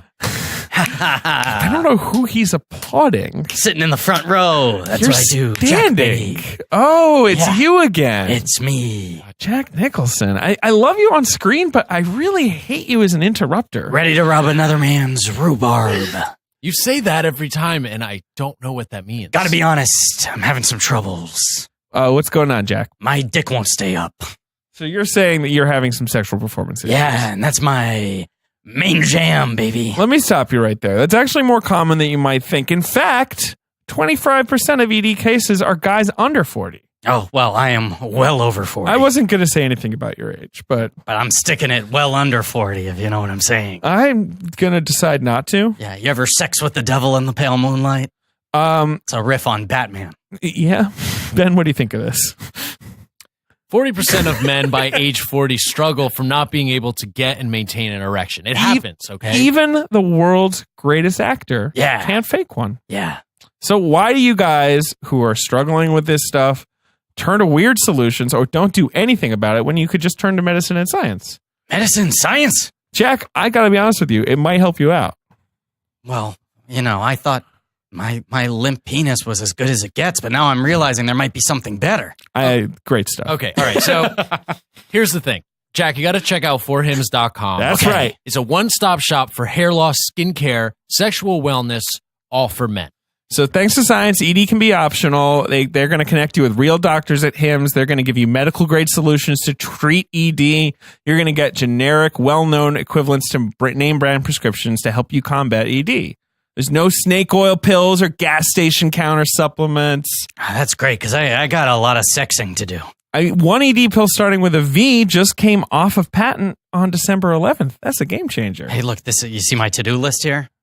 I'm looking at it. You just drew a erect penis. Right. And then look at page 2. It's going inside. Okay. Oh, God. All right. Put that one down. You know what I'm please. saying? Yeah. Yeah, Well, there's children in this office. Yeah, sure. Here's another great thing about For Hims is there's no waiting room. Yeah, right? you don't have to go to a doctor, have a weird I don't got time. I'm making picture after picture. You don't have to wait in line. Yeah, you Yeah. seem real busy. It's really easy. You just answer a few quick questions. You chat with your doctor for a confidential review. The products go right to your door. And as much as you are an rich old guy in a bathtub, that's not the only person who suffers from ED. And You're it's saying okay it could if you want happen to to fix young it. hip guys and there's no shame. Exactly. But I'm saying that Jack is going to be back sitting courtside at a Lakers game, dick akimbo. And this is how you can do it. Try Hims for a month today for just $5. We're going to get you started, and for just $5 while supplies last. You can see the website for full details. It would cost you hundreds if you went to a doctor or a pharmacy. But if you go to forhims.com/blank, that's forhims.com/blank, forhims.com/blank. So leave my URL blank. I knew you were going to say that, Jack. No, Jackie, listen to me. You go to forhims.com/blank. You're going to try it for a month for just $5. Jack is back, baby. Get out of here. Sorry, carry on, Chris.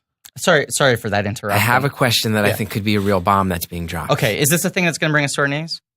I think it could. Okay. I don't know if it will, because you guys Okay. are very good at what you do and very adept at handling curveballs. You try. But something really revealing just happened in what you said, David. Sure. That leads into the question. You mentioned so many great performances. Kinnear, Hunt, Nicholson, the dog. Right. You left out someone who I have a question. I have a question that we're all going to have to pause and I Yeah, think it's about. a big question. I think I know what your question is. Is this the other good Cuba Gooding Jr. performance? Is there any competition? I'm trying to think. 'Cause, Boys in the Hood, yeah, he's good in Boys in the Hood, actually. Jerry Maguire. Obviously, you yes. got Jerry Maguire. Yeah. Snow dogs. No, let's not. Because the fact that Ben jumped in on that, a universally reviled and mocked downfall of maybe unprecedented proportions. I mean, he won the Oscar for Boys in the Hood, right? For Jerry Maguire. For Jerry Maguire. Oscar winner. Yeah, So, Oscar and winner. when this movie comes out, that's the next year. So he's an Oscar winner. My guess is he might have filmed this before Yeah, he won this the is Oscar. one of those interesting phenomenons I think of. 'Cause it's not a big part. First movie to come out after the actor wins the Oscar, a role they probably wouldn't have taken if they had won the Oscar before. Like, I think Right. post-Oscar, he would have gone like, I'm fucking Cuba Gooding Jr. I'm first build or nothing. I would say between Boys in the Hood and Jerry Maguire, this guy is like he's supposed to be what Will Smith Felt like he was the wound dude. up. Felt like he was the dude. Yeah. dude. As, Yeah. as far as, for sure. an industry that tokenizes people and means that there's only going to be a handful of people from each demographic Yeah. if you're not a white guy. Oh, man. And I'm sorry. I just saw his next 3 years after this. And like they put him in starring roles, because he had Instinct Chill with Factor? Anthony Hopkins. He had Chill Factor, Chill factor. which was an action movie with Skeet Ulrich of As Good as It Gets. One of those ice cream truck based thrillers. That was Speed, but it has to be cold, right? The Speed, but the bomb needs to be don't know cold. this Chill one. Factor. It's him and Skeeter Ulrich. Gotta keep it chill. Plays the scum bum model who beats Greg Kinnear. Yes, he's in this movie. They clearly just hit it off so hard at the craft service table on As Good as It Gets that they said, we got to find a vehicle for the two of us. And they got a bomb. If the bomb isn't cold, it will explode. I think they're in the jungle. I think they're in some sort of tropical location. So they've hijacked an ice cream truck and they got to drive it to some place where it can be. I gotta don't watch know. Gotta remain below Have you 50 seen it? degrees Fahrenheit. I have not seen it. This is what I remember about Chill Factor vividly. You know those trailers where it's a comedy, but they want to make you think it's like a serious movie at first until they cut to the reveal of like Chris Tucker on the other end of the phone? Yes. Chill Factor is one of the only trailers I've seen that pulls that off successfully. Ooh. Where the misdirect in the first 20 seconds of the trailer is so boring that you're like, this isn't a comedy they've re-edited to look like a thriller. And then you get to Cuba and Skeet Ulrich hamming it up. Okay. Yeah. And then Men of Honor in 2000, which is like an Oscar-y movie about the first black naval diver, and like Robert De Niro plays his like Yeah. Charlize racist Theron. captain. Right. Another movie that does not exist. And that definitely doesn't exist. And then Yeah. Pearl Harbor in 2001, where again he's playing a real-life military hero, but that movie obviously didn't, Yeah. didn't And then work When for does people. Radio come out? That's 2003. And is that the same year as Snow Dogs? Snow Dogs is 02. Yeah. So you got Snow Pearl Dogs- Harbor and Rat Race in 2001. And Let's Rat not forget, Race. which he's going big in that one. And then Snow Dogs Boat Trip. When is Boat Trip? 2002. Oh, wow. And then in 2003, Wow. you've got The Fighting Temptations, the launching of Beyonce's acting career. Well, she'd already done Goldmember. Oh, you're right. That's the year before. Who Right. hated him? And then Radio. I mean, radio's rough. Someone on his team, one of his own agents, like took out a fucking nail gun. Whose wife And did Cuba pushed him Gooding into the Jr. coffin. sleep with? That's the Like, question. Someone pushed him into a coffin and then took a nail gun to it. Whose car did Oh my Cuba Gooding God. Jr. dent? Think about that. Boat Trip, Radio, Snow Dogs, all within 18 months? That's like crazy. In Norbit, he plays No! he plays the Greg Kinnear. Like he plays Yes. the other boyfriend that Yes. Tandy Newton has to leave. He plays the Baxter in You know, and Norbit. And then by the Wait, but time Norbit was that Eddie Murphy? And Eddie that's Murphy, and Eddie Murphy. Eddie It's Murphy three plays- Murphys. Right. That was like a Nutty Professor. Yes, he attempt. plays Norbit. Right. He That's plays not a- Rasputia, Norbit's gigantic Villainous wife, gigantic wife. And and then he plays the Chinese owner of a plays a Chinese Chinese man. restaurant who adopted Norbit. was a Chinese man. I've seen Norbit, and then then a couple years ago he's OJ in the OJ show, Which I thought he was very good and in. he's good in that. And Yeah. you're like, oh right, Yeah. Cuba. Not Oh, a right. literal depiction. I like that he didn't even try to impersonate him. Obviously, Was physically that doesn't last match year? him. That was last year. 2 right? years now. 2 years, 2 ago. years? I mean, Yeah. it's Very it's good. 2018. Yeah. now. Very good in that. But it felt like, okay, here's a second wind. He's going to capitalize on it. What's I have a, can I? So I think I want to get back to Chris's question before he Yeah. raises and another then, question. yeah, because I have a very tangential question. That Oh, okay. Well, was what's just your in- tangential question? for you two in particular? Here's something, because as someone who enjoys you guys, Thank you. and here, I mean, the fact that you have, because I should just note for anyone listening, David has a computer, and Yeah. you're getting the dates with that. Yeah. But Griffin has no It's computer, off the no dome for phone, Griff, yeah. and your details of movie, like you're getting the factual information, the logistical information of that computer. But very clearly, there are times where like chill factor comes up, and you're looking away from the screen. And you guys just know things about chill factor. Connoisseurs of context. Yeah. What is the worst movie you have each seen in the theater that you've paid to see? Book of Henry? But I didn't pay. I paid to see Captain Underpants, and then after Captain Underpants ended, snuck into Book of Henry. That doesn't count. That doesn't count? That doesn't count. What's the worst movie you've paid full ticket price to see? Good question, right? That's a good great question. Can I think on it? Yeah. Can we I might come can I back. can I Do you mull have an that answer? over? I know mine, yeah. What's yours? Martin Lawrence, Black Knight. Never saw that one. He goes back in time. He is at a medieval times like restaurant, about that. falls into the moat, and wakes up in a real medieval environment. And he's black, so that's weird. They're all like, "What?" Do you know why you're a great comedian? No. Because you didn't say Black Knight. You said Martin Lawrence Black Knight as if his name above the title is an important... You gotta remember. I'm You saying have to this remember. is what That's- makes you a great comedian. That's what drew you. A guy that had a sitcom that people loved, I think Yeah. rightfully, and then after, I think, and also went insane. Yes. And this movie has to be rooted in the insanity part of his brain. Speaking of insanity, breaking news over the wires. Guess who's in talks to play the Joker in Todd Phillips' standalone Joker Wow. movie? Topical. Ties right into the Jack Nicholson. And this episode comes out in June. Yeah. So this is... April. So Todd Phillips. Todd Phillips, yeah. Todd Phillips is making it's a Joker, movie. movie. Okay, Yes. can we actually guess? Because Yes, we can listeners guess. will know We at can this guess. point. No, we can guess. So they're abandoning Jared Leto already.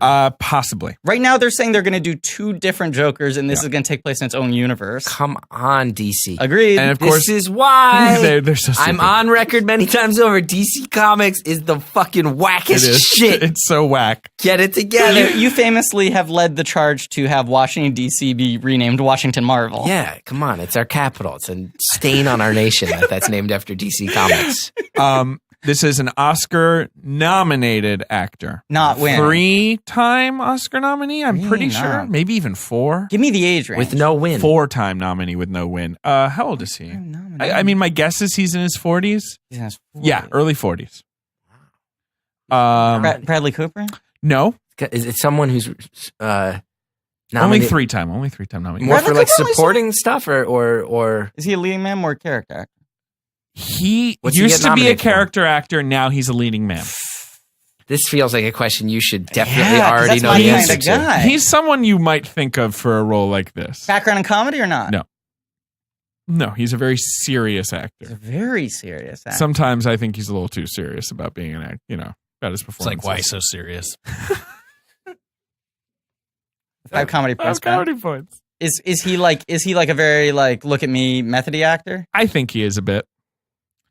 Sometimes I refer to this man, It's Joaquin Phoenix. yes, as a slice of ham between 2 pieces of bread. You say he's a ham sandwich. I do. I He's a could bit of see a him ham being sandwich. a decent Joker. How do you feel about this? I walk the walk. I'm down for guacamole at any point in time.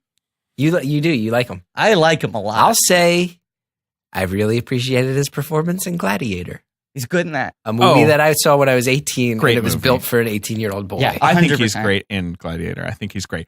You know I what? love him and I'm Still Here. When he makes fun of Ben Stiller to his face. I've never seen I'm Still Here. It's so funny. What a Ben movie. I Scumba love that movie. movie. It's so great. Ben, you need to write a book about like Ben's favorite Scumba movies where you're like leaning on the cover, you know what I mean? And you're like wearing a wool cap. You're like, yeah. Right? Yeah. I'll say I don't know if I think that's a good choice. Oh, for the Joker? Yeah. Oh, Joaquin Phoenix in 8mm, by the way. Really good performance. That is a movie fun that I saw, performance I in a snuck in- bad movie. Well, dude, I like that movie. I like that movie too. Hells, yeah. I snuck into that movie. Here's what I'll say about that movie. I don't know if I like that movie. I saw another movie that I forget what it was, but it was bad, and I left and snuck into 8mm, having researched 0% what it was, and all of a sudden I'm watching a snuff film movie. Correct. But I'll say I don't Directed know by if that's Joel a great. Schumacher. I'll say I don't know if that's a great movie, and maybe this is something that they stole. You guys can tell me. But the technique of being in a house looking for someone you know is a fucking dangerous psychopath, and there's a vinyl record playing, and it runs out, and then you hear the needle get reset from another room, that's a terrifying, chilling moment. I wonder if there's an earlier example of that. What a pretty brilliant, scary way to say, no, yeah, I'm in the house with you, motherfucker, and I'm not even scared that you're here. I'll let you know that I'm here. I once read an That's interview. good. I mean, it's good storytelling. I once read an interview with Julia Roberts and James Gandolfini when they made The Mexican. When they were just chatting, and the guy asked, like, "What's the worst movie you guys ever did? Like, what's a movie you guys regret?" And Julia Roberts said Flatliners, and James Gandolfini said 8mm, and then Julia Roberts said, "We both said Joel Schumacher movies. I feel so bad." Like it was a very candid moment. Wow. Yeah. I think we've talked about him a lot. Yeah. All right. As good as it gets. Do you think Cuba Gooding Jr. is good in the movie? Big performance. It's big. It's big. He's doing a lot of stuff. He's coming in real hot. I knew this one was going to be divisive. He's coming in real hot, and He's really coming in hot. I don't know where I land on it. I will admit, I started watching this movie. Right, there's Nicholson fucking with the dog, throwing it down the chute. Yeah, Kinnear confrontation, and then Nicholson starts saying some incredibly racist stuff after like. Here's another thing. First, he ladles on 2 minutes of homophobic bullying. Right. Then Cuba Gooding Jr. is in town, and the thing with and this he movie, says the thick molasses line. Yeah. And this movie is really trying to have its cake and eat it too, because it definitely makes it clear that this guy's an asshole, and we're supposed to think he's an asshole. But also, they could have just had him gone, slur, slur, slur. Instead, he's throwing out zingers.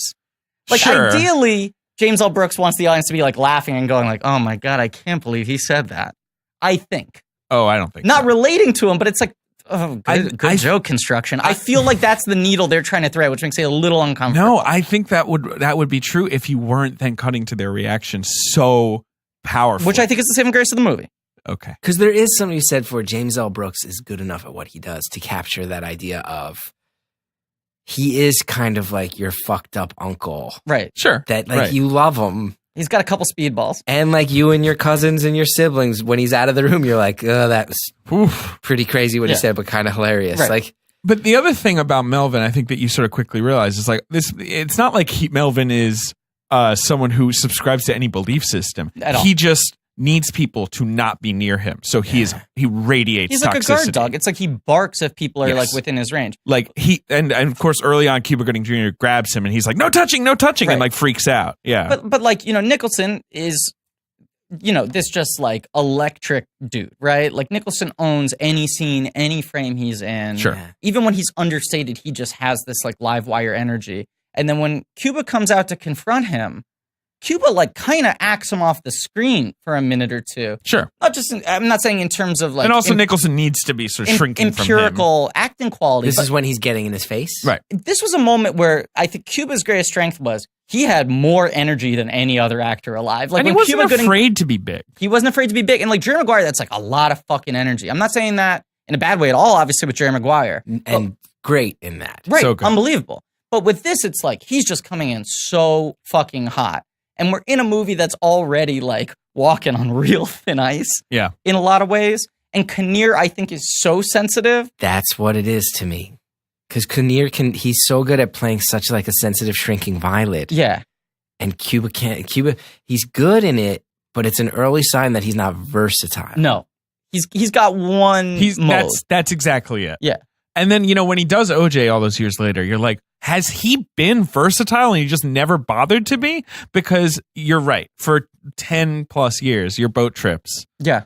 Your snow dogs. But is he versatile, or did someone just very smartly say, I think Cuba Gooding can do this OJ thing? I think it was that. It's not like that OJ went in too many different directions. In so much of that show, he was just like, I don't fucking get what people don't get about this, and I'm the center of the world, and this, and that's the thing. They threw it in his lap, and it's good. I think the OJ thing is kind of like Mickey Rourke in The Wrestler, where like that character fits his own narrative. He's in that slot. Where like he still can't get over the fact that people don't love him as much as they did in 1997. Like, I was Cuba Gooding Jr., I was top of the world. Yeah. And like, that's how he feels. He feels like O.J. Simpson in a prison cell now. What was it? Boat trip, Snow Dogs, and radio back to back to back. That's 3 years, like 01, 02, 03. That is, I mean. Yeah, it's brutal. His career is like a boxing match where he comes out in the first round and knocks his opponent down 3 times and is like jitterbugging over him. And then the guy comes back. The guy just sustains and then it's a body blows. 12-round fight where he walks away with CTE by the end and his whole life changes. Like his liver dissolves by round 8. Yeah. Yes. Okay, so this is a movie with a lot of plot, or no, it's a long movie, actually. Yeah, saying it has a lot of plot is weird because actually it doesn't have a lot of plot. Like, it's not like a lot happens in the movie. Yeah. It's just about 3 people who sort of come together. I think in the a funny way. Amazon Prime description was a touching story between three unlikely characters. I mean, Helen Hunt in an interview said this was not intended as a romantic comedy, but as we were making the movie, we were like, I think this is a romantic comedy. Interesting. And then when they filmed the final scene, James L. Brooks was like, try kissing her. Like, and they were like, all right, let's try that. Like, they were not, this was not Really? explicitly planned as like, it's a movie about these two people. It was So maybe just supposed to original- be a bunch of like oddballs. And it was going to Yeah. come to them being like, you saved my kid and we have this understanding and we can be friends now. and walk Exactly. down It the was block. about Yeah. them changing. I almost would have liked I'd that prefer that better. movie. I'd 'Cause prefer it- I that do movie. think the romance is the toughest sell of this movie. Yeah. Like, yes. And I also think they can have the same effect on each other without it having to become a sexual thing. Yeah. Like, I prefer reading the "you make me want to be a better man" speech without any sexual charge. Literally just, you are an aspirational figure to me. No, but that's what I think is the point of the movie. Yes. She is turned on or attracted. Turned on is too strong. Yeah. By the idea that he wants to change for her, because Right. that's such a crazy thing to think of. I also think, I would say that line, as we bring it up, is one of the great, like, 3-point shot swish dialogue It lines. is. It is. It's what- that's Brooks, It is. right? Well, that that- being and- like, My experience too, again, just my age seeing it in the theater, like, this was, I didn't know who I'd never heard of James L. Brooks. so you'd never seen Broadcast News or Terms of Endearment. No, but these I- movies. I mean, you'd watch The Simpsons. just like The Simpsons, Right, his sure. name, he was a name on the screen for The Simpsons Of to me. course. And then I watched this and was like, whoa, holy shit, who is this Right. guy? Right. In a way, I've maybe only had that experience. Like, as far as like realizing that movies are made by people and the people can make choices that define it and they have their own styles. Yes. It was Brooks and Cameron Crowe Sure. are the only two people that I. And Cameron Crowe was like his protege. Brooks was the Yes. guy who got Say Brooks Anything produced Made. Jerry Maguire and Say Anything. Yeah. Yeah. But they have a very similar tone and sort of like touch and mix of emotions and all of And that. I wonder, I don't know what Brooks' relation. Cameron Crowe worships at the feet of Billy Wilder. Yes. Who, when I got Of course. older, I was smart enough to look up old movies from him. Another one who has that similar versatility, feel like can go in Brooks- every direction. Yes. I mean, Brooks, massive sitcom guy, moves to movies at a time when that was not really viewed as possible, wins 3 Oscars in one night, For makes his debut a movie. huge success in terms of endearment. Then Broadcast News, which we argue is even better, Right. and then doesn't make a movie for like 7 years. Well, right. 5 Creates years. The Simpsons. No, 7 years. You're right. Yeah. Yeah.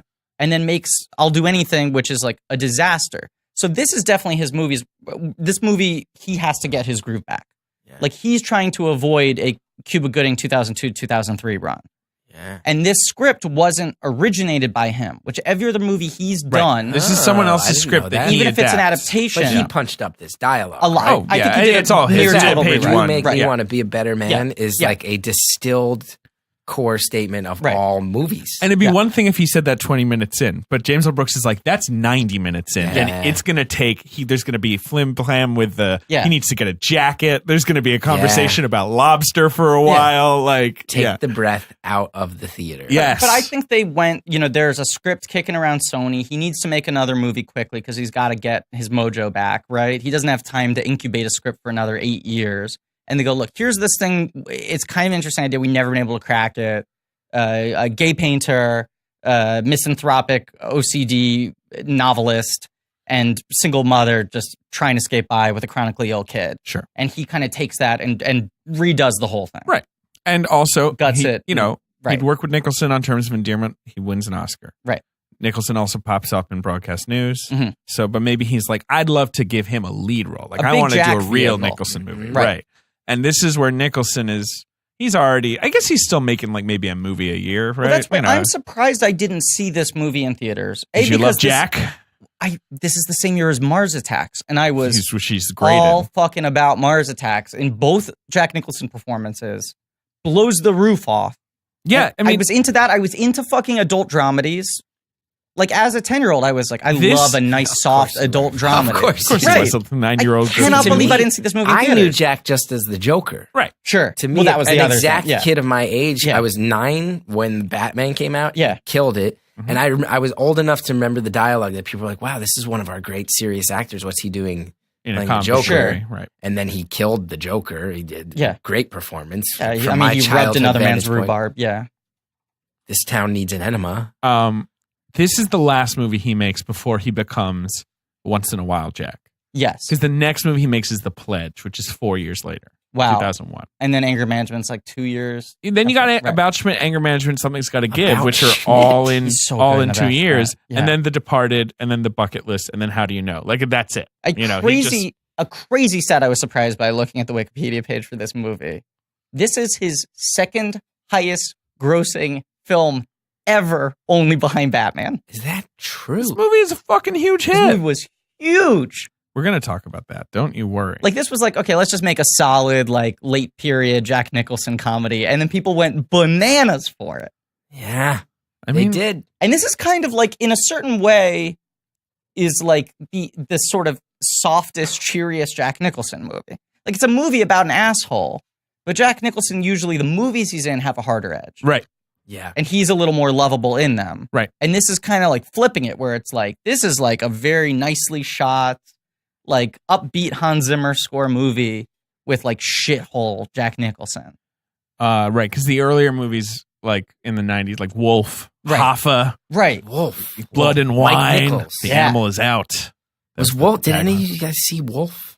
I've never seen Wolf. I've I never remember seen being Wolf. so confused. My by parents Wolf. went to see Wolf. Really? Like that was like because I was like 7, I think, when that came out. That was like some like dinner and a date movie. They That was had, part like, of that loose, unofficial '90s trilogy of monsters who fuck, which was Mary Shelley's Frankenstein, Bram Yep. Stoker's Dracula, and Yep. Wolf. Yep. Did Sexy. Mike Nichols direct anything after that? Yeah, because he made Closer. Yeah, Oh, yeah. Charlie Wilson's War. Yeah, he made a few He movies. did after that weird Gary Shandling movie. What planet are you from? Yeah, remember Gary Shandling's alien sex which comedy? I believe Greg Kinnear is in.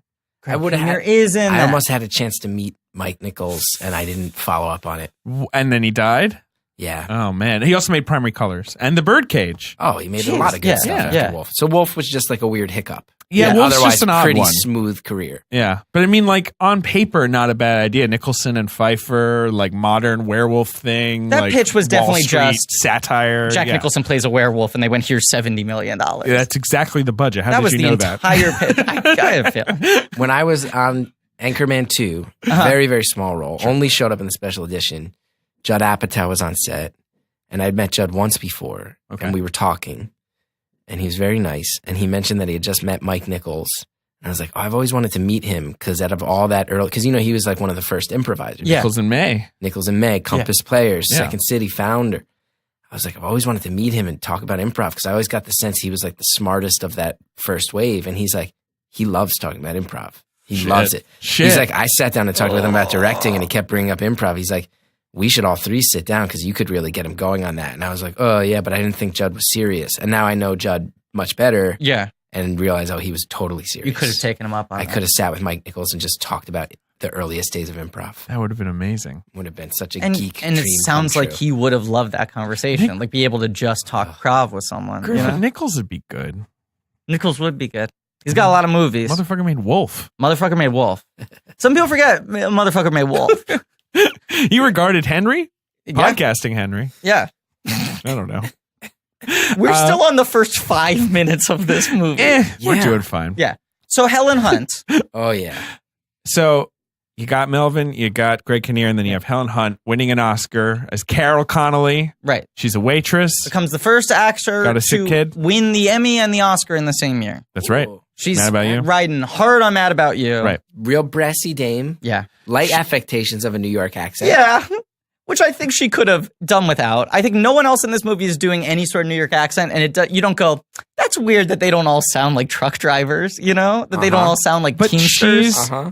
I mean, in Brooks's conception of the movie, she's a Brooklyn girl. She's a Brooklyn girl. and Probably the others of are a few not. generations. I mean, Yeah. her mom's in the movie still, right? Yeah, Her mom's in the Yeah, movie, played neighborhood- by Shirley Knight. She's neighborhood great. people. And they Yeah. live in Windsor Terrace. That is Windsor Terrace. Those are blocks I recognize. And they, the last scene is in front of a bakery in Windsor Terrace. Old and you can school see, Irish neighborhood. Yeah, and you can see Terrace Bagels in the background, Yeah. which is where I go buy my bagels. That's like old school Irish Yes. fireman and cop It's neighborhood. the fireman neighborhood. Now, obviously, it's like Park Slope adjacent. So Right? But it's there's like, still that one bar full of townies that hate the hipsters, that is right? fucking scary. That's Like, what I've I've heard been in is, that like, you bar don't and go it's in there. scary. Like sometimes because there's the hipster bar across the street. when it's full, you're like, well, why don't we just go? And like you walk in there and you're like, oh no, What's this I don't bar belong called? here. Oh, you've never It's heard like- the legend of this Windsor Terrace old school? It has a very bland name, so I'm trying to remember it. It's always there, like mocking me. It's like because Noah Foreman grew up in Windsor Terrace, and he says it's been there forever, and Yeah. it's like the last stronghold of like old Irish working class firemen. There's also Jackie's Fifth Amendment on in Park Slope. That's That's on a Fifth great Avenue, name which is for a one of scary the bar. best named bars ever. Yeah. Uh-huh. But that's Park Slope, because Park Slope And is that's also an old Irish school. neighborhood, right? Yeah. Yeah. Anyway, I'll say something about Helen Hunt. Farrells. Thank Farrells. you. Thank you. Jesus. Whew. Yeah, Helen Hunt. Now it's a little inappropriate. Oh. I'm gonna put it out there. Yeah. See if you guys finish the second half of this thought. I will remind you, I was a 17-year-old boy Yeah, when I saw this movie I in know the where this theater. is going. Yeah, Do you know the scene that I'm referencing? yeah, the wet t-shirt. The formative, That was formative. formative scene. yeah.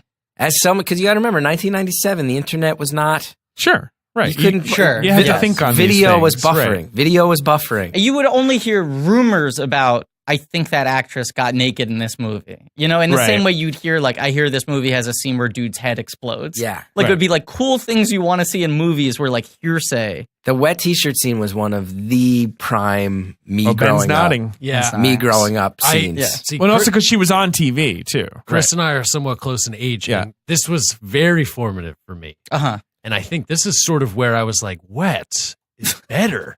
Ben likes slick flicks.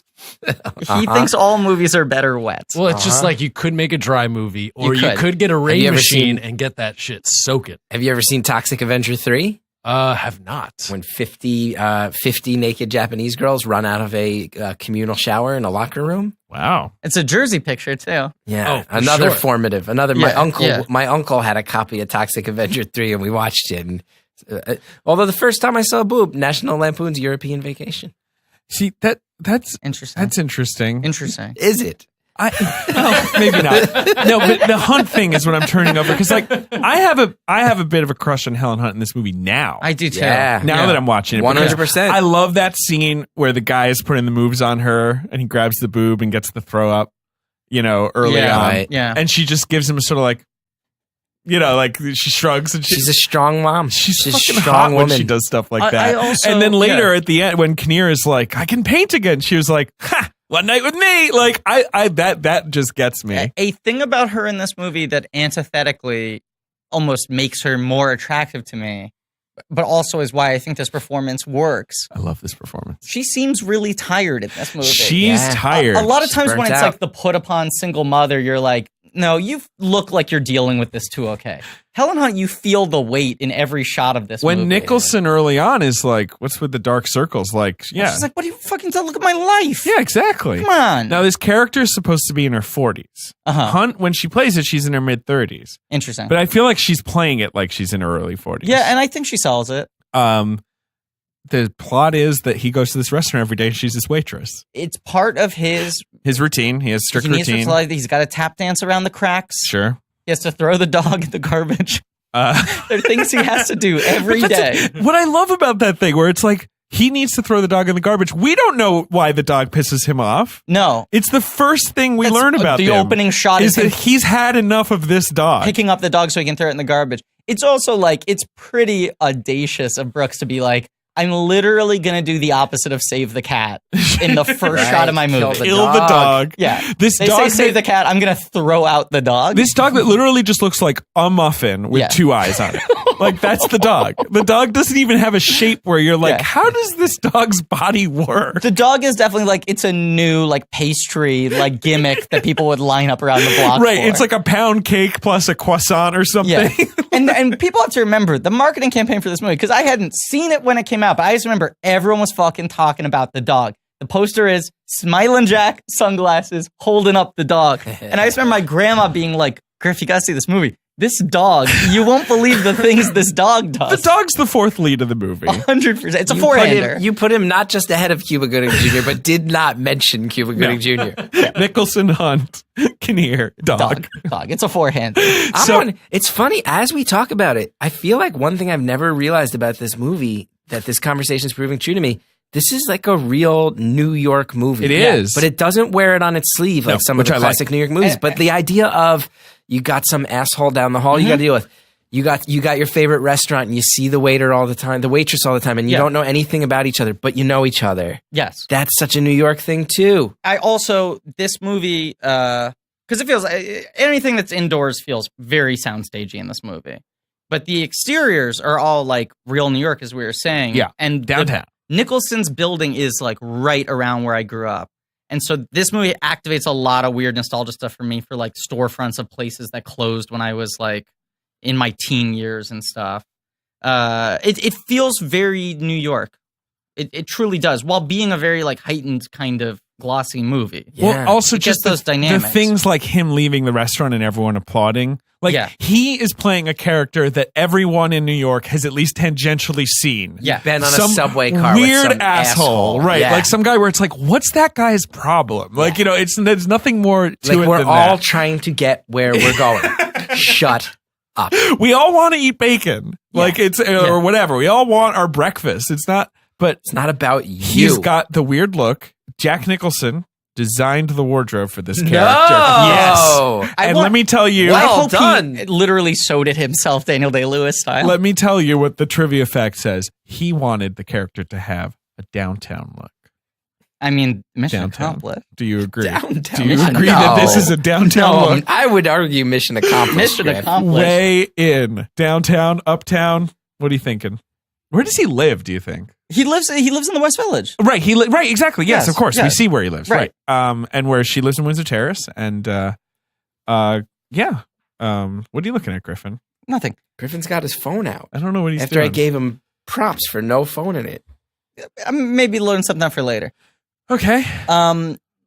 I think he pulls off the downtown look because downtown motherfuckers don't give a fuck. I say this as the most notoriously chill person of all time. Downtown Griffey Nooms, never a worry.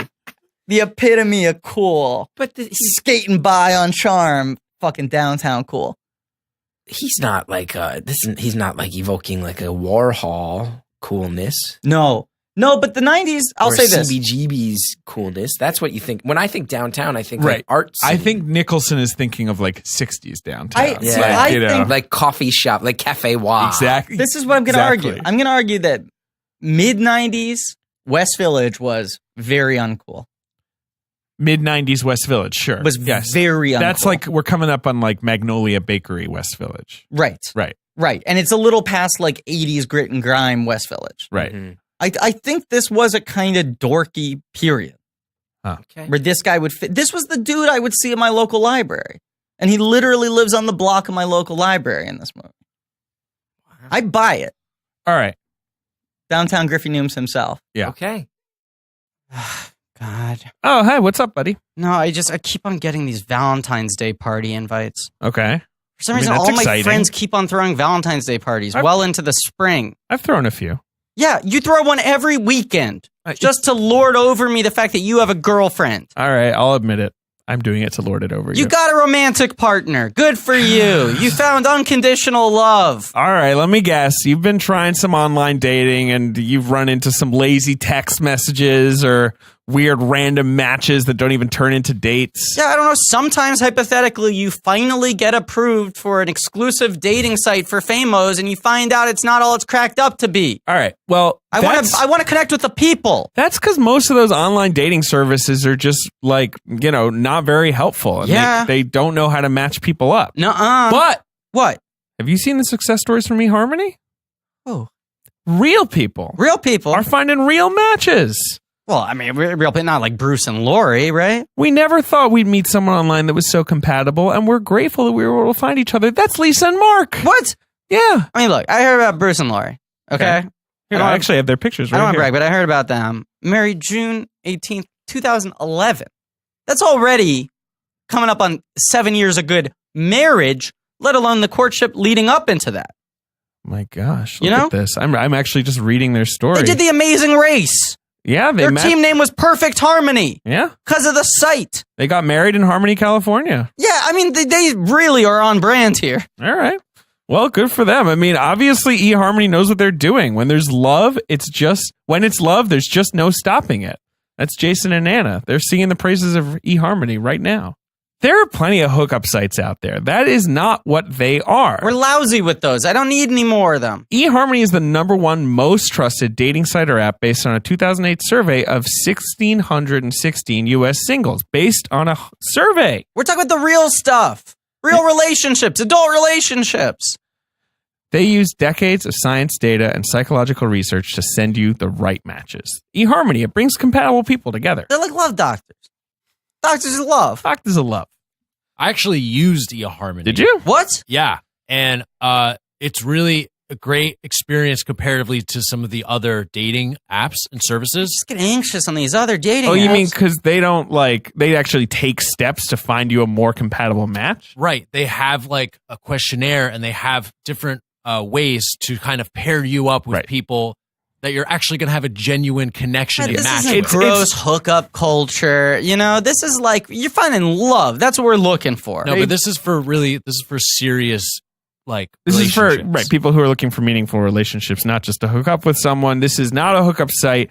It's like a site that uses science and data and research to find you the right matches. Which, that's the thing. Like, I've been working in the lab trying to come up with a good formula Griffin, to meet somebody. The bathroom is not a lab. I call it the lab because it's where I do my serious work. Well, right now, Blank Check listeners can get a free month of eHarmony when they sign up for a 3-month subscription if they enter code CHECK at checkout.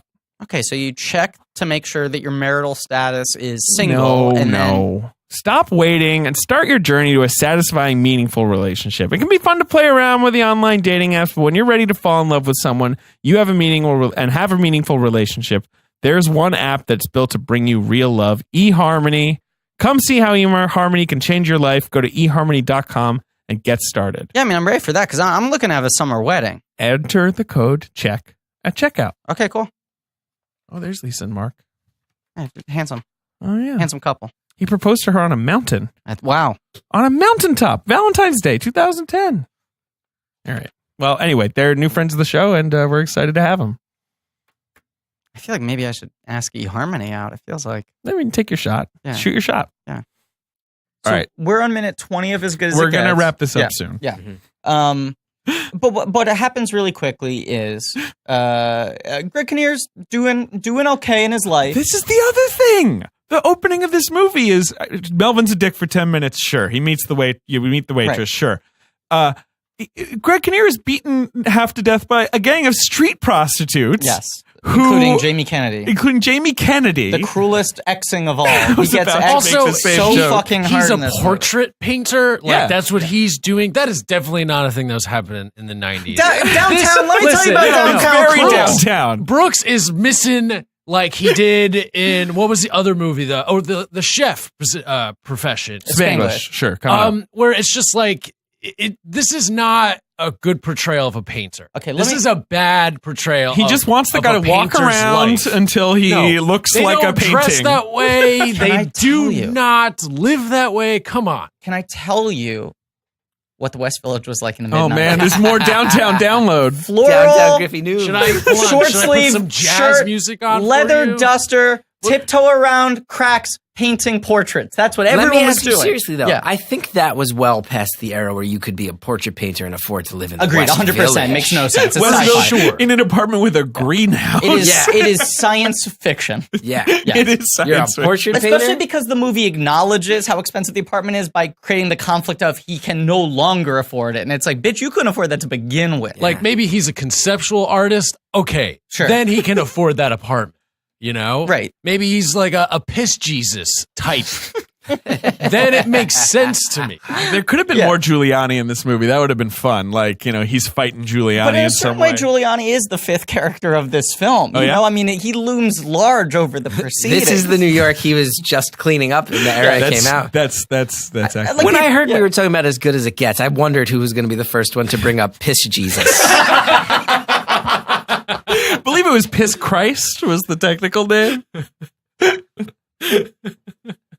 That was was he the same What if guy? that was the scene where he's like, all right, Skeet, I'll pee in this jar. I did and put a crucifix in there. The scene where he draws her, though, Yeah. is beautiful. It's a wonderful Yeah, scene. and I'll say this, more so than Titanic this same year, where they want you to be like aghast with Jack's drawings. Sure. These drawings are actually impressive. They're by a real artist, Yeah. Billy Sullivan, a New York artist. And he Maybe he was a captures Hunt downtown well. artist. I don't think so.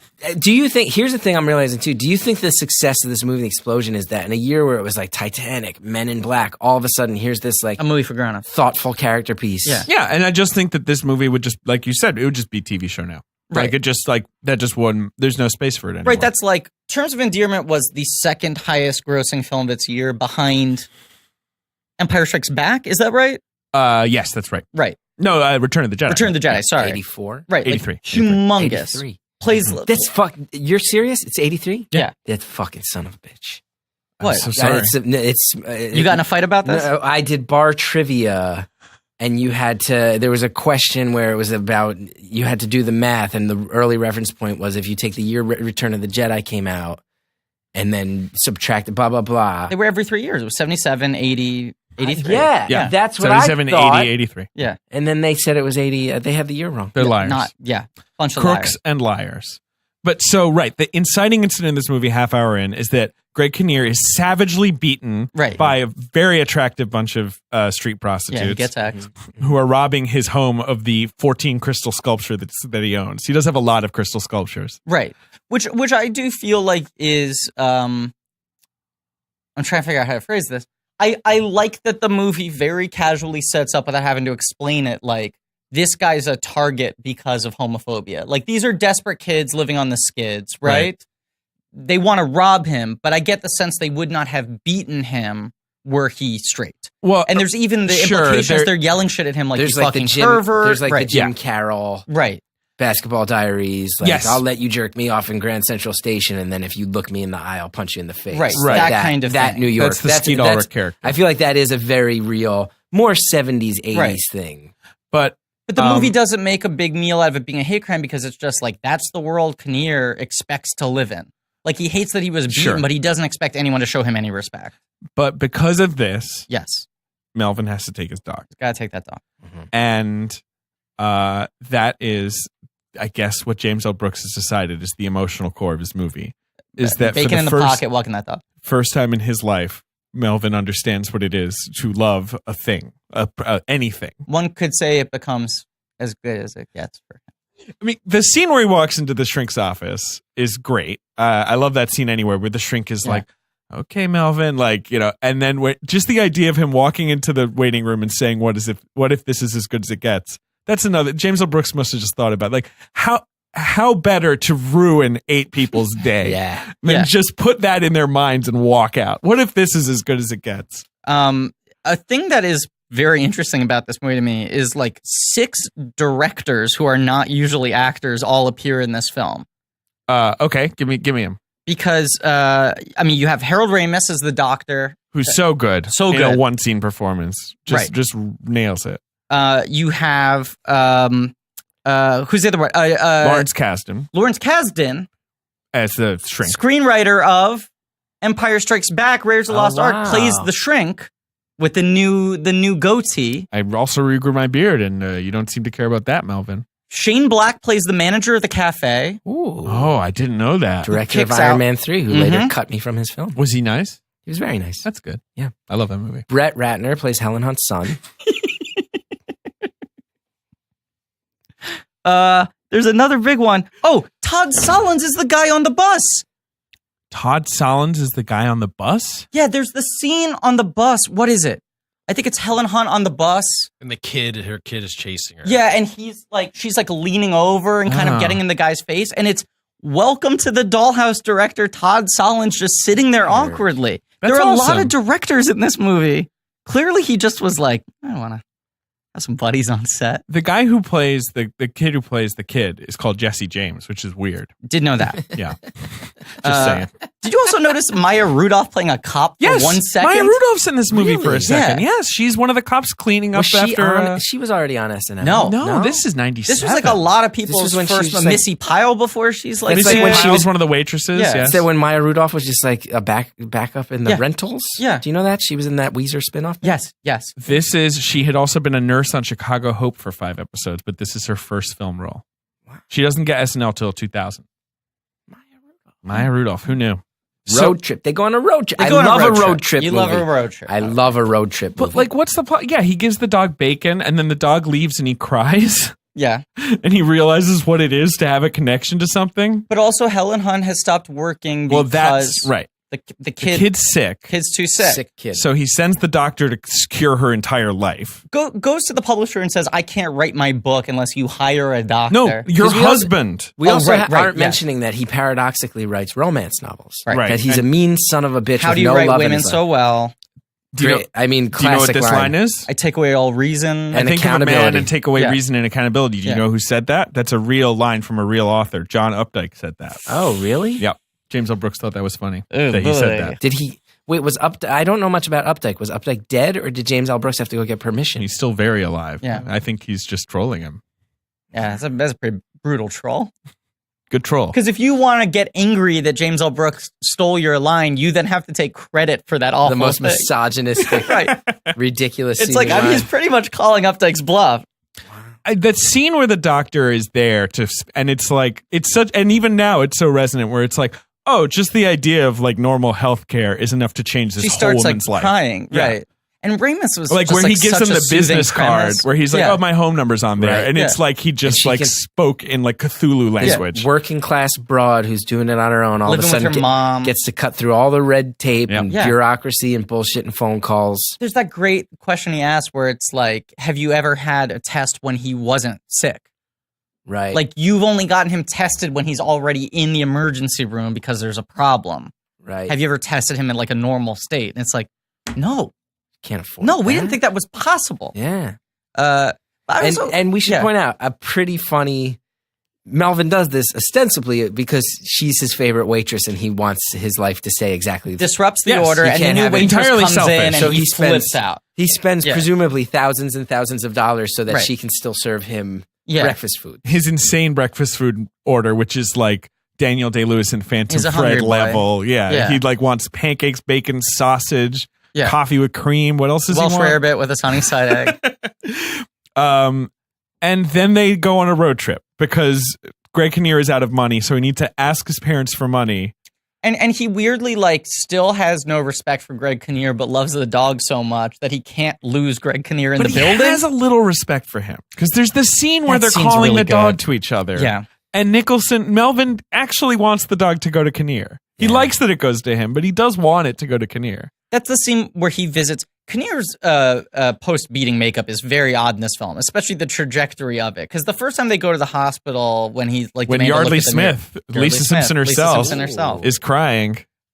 She's the one with the mirror.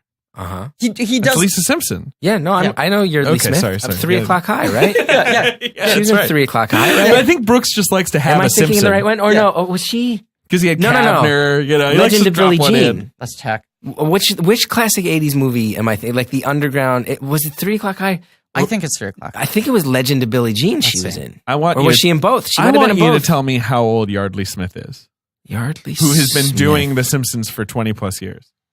I'm going to say 50. The movie you're thinking of is 3 50 o'clock high. You're She correct. was in 3 o'clock high, but was she also Maximum Overdrive. was she not in the Legend of Billie Jean? She is in The Legend of Billie Wow. Jean. Yep. She ran the tape on the 80s. I would guess Yardley Fair Smith fair. is Remember Legend of Billie 65. Jean? 65, what are you guessing? 57. 53 years old. I She's originally young. said 55. And She's it's a young woman. Yeah. got like- a whole life ahead of her. And she's been playing Lisa for 24 years? How long has longer. that show been on longer, the air? 28? Yeah, it's How really many insane. generations of her family don't need to work because of The Simpsons? Six? Until, like, yeah, there's war, right? Yeah. That wipes out all humanity. Think about fucking Right, James. until the American economy falls, and maybe she even already has Right, it until invested. someone's just like, wait, we give out residuals? No. Like, you know, someone finally 200 years from now. Think about how much money James L. fucking Brooks has. 'Cause, wait, James let's L- go through James the L.F. sitcoms. Brooks. What did he- Taxi. Mary Cheers, Tyler right? Moore. Or Wasn't no, Cheers. not That was the Charles. But Brothers, then right? Lou Grant wrote the Mary Tyler Moore spinoffs. Yep. There's another big one I'm forgetting. I don't know. So already he's like Phyllis, set for life. And then Taxi, And then the Tracy Simpsons. Ullman, obviously. Yeah. That's it. Taxi, Mary The Tyler Critic. Moore were the two. Yeah. The Critic. It stinks. And it didn't. So they go on a road trip.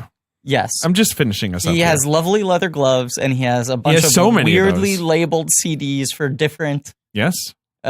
situations. Yeah, different emotional moods. Yeah. He also has a weird sports car. Yeah. I really like the touch that even when they're not driving, like when he goes into the restaurant, he's still wearing the leather gloves. Mhm. Like Yes. being that outside of Has- his comfort routine. has Yeah. to wear the random jacket at the restaurant. Right. Yes. Doesn't right. have- and Hates that's a it. big And then has to deal. go next door. He goes Confronted next with door, that, goes buys, next door to buy clothes. but doesn't want to step into the store. Right. Okay, one other I weird also- aside, Okay. Sure. along the line of how many director cameos there are in this. Do you notice the scene where he goes into the restaurant and he starts showing some real anti-Semitic heat just to round out the trilogy? Yeah, of, to Lisa Edelstein and Pete Jacobson. Both two from cast House. members from House. I know. 15 years before House. I know. It's weird. It's weird.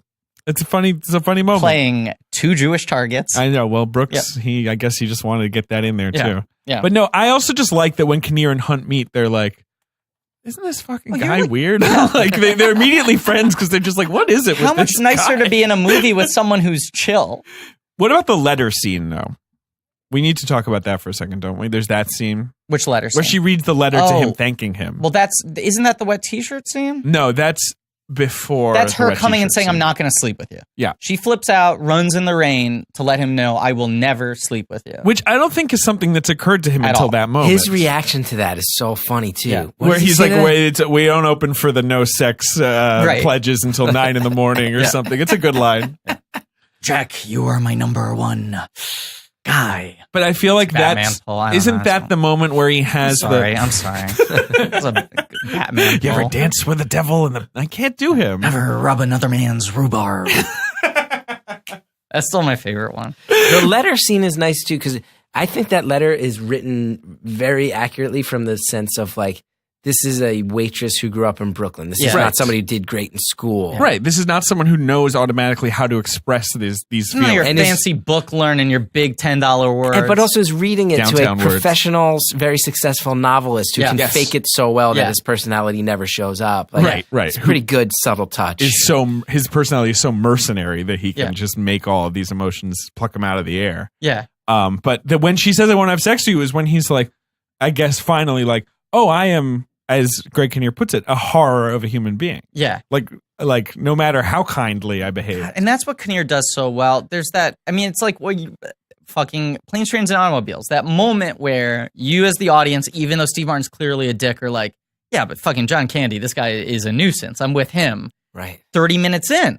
Like early in the movie, they do the I like me, my friends like me, my wife likes me speech, where you realize like, oh fuck. And you got to live in that moment. Like this is a real guy with feelings. Kinnear just keeps on fucking keeping that dial in place. Because that scene where like Nicholson comes in and is just delivering body blows. And it's like, I went to fucking Urban Dictionary. Here are like 6 more like gross names I'm going to call you. And then just like one Kinnear close-up is just like, nah, this fucking sucks. Yeah. And Nicholson like can't keep doing it. Like Right. he loves throwing out those killer zings. Yeah. But Is not Planes, not Trains, and Kinnear. Automobiles the weirdest ending of any movie ever. Very weird ending. Yeah. Or Easy Rider, maybe. Easy Rider's got a weird Easy ending, but Rider, it's I think, going is for maybe weird. not. Yeah. This movie has a weird ending. Yes. But first there is that painting scene. Mm-hmm. That's the emotional breakthrough Kinnear needed, not his forgiveness from his parents. Right. Well, right. So that's the idea. But then Hunt and Nicholson go out for dinner. The lobster dinner scene. Right. Yeah. And Hunt has been complaining about the fact that she doesn't have any time for her social life. Right. Which that's pretty much like her Oscar scene, right? Oh, are you kidding me? She has like 50 Oscar Yeah. scenes in this movie. I feel like you're too down on Hunt. Like she deserved the Oscar. I'm not down on this performance, but I can't believe that either of them won.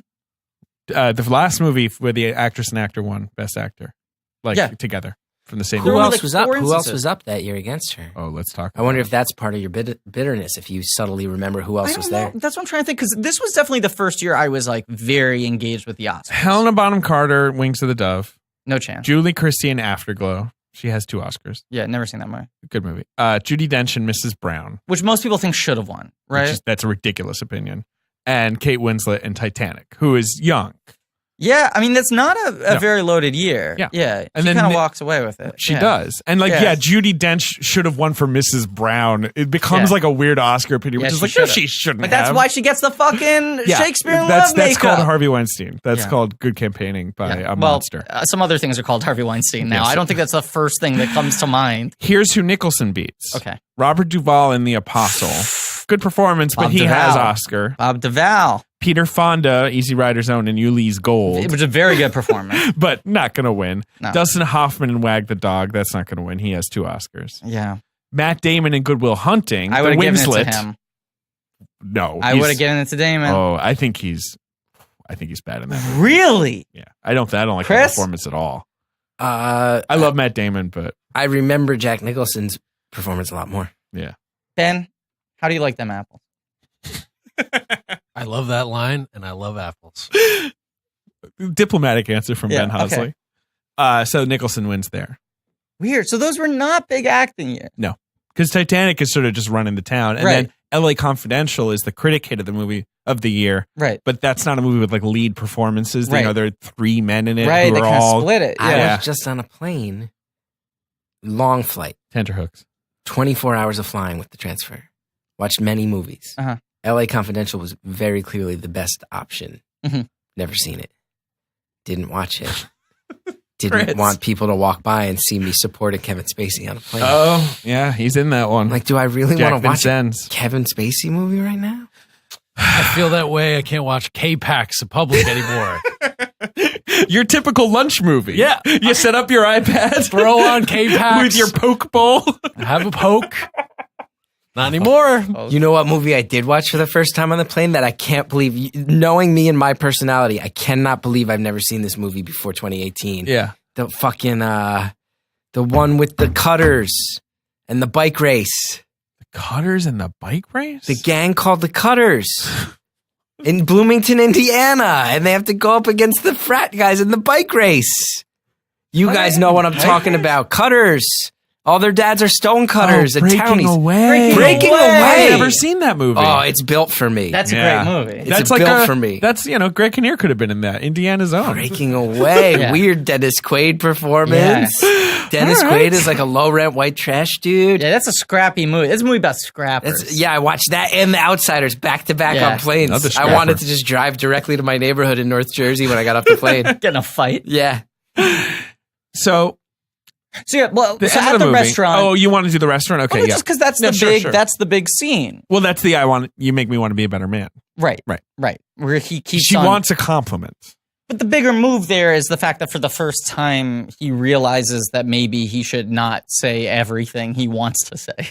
It's not even once. He just Right. says every thought that goes through his head. Right. But he says that he makes that line about her dress. Yeah, it's the house frock line or whatever Right. it is. Yeah. And she tells him directly. She's like, why? Like, why do you do this? Right. And you need to compliment me right now. Right. And he makes the whole speech about the pills. You make me want to be a better man. And then she leaps onto him. Right. She's into that. It's a good line. Right. I mean, she just got a good James L. Brooks line. Right. And she goes look, I'll be honest, when you came into the restaurant, I thought you were kind of handsome, sort of Jack Nicholson type. Yeah, one of those things where it's like, 20 minutes of thinking about this, you actually are handsome, Yeah. Even though you look like Satan. Like, he looks like Satan.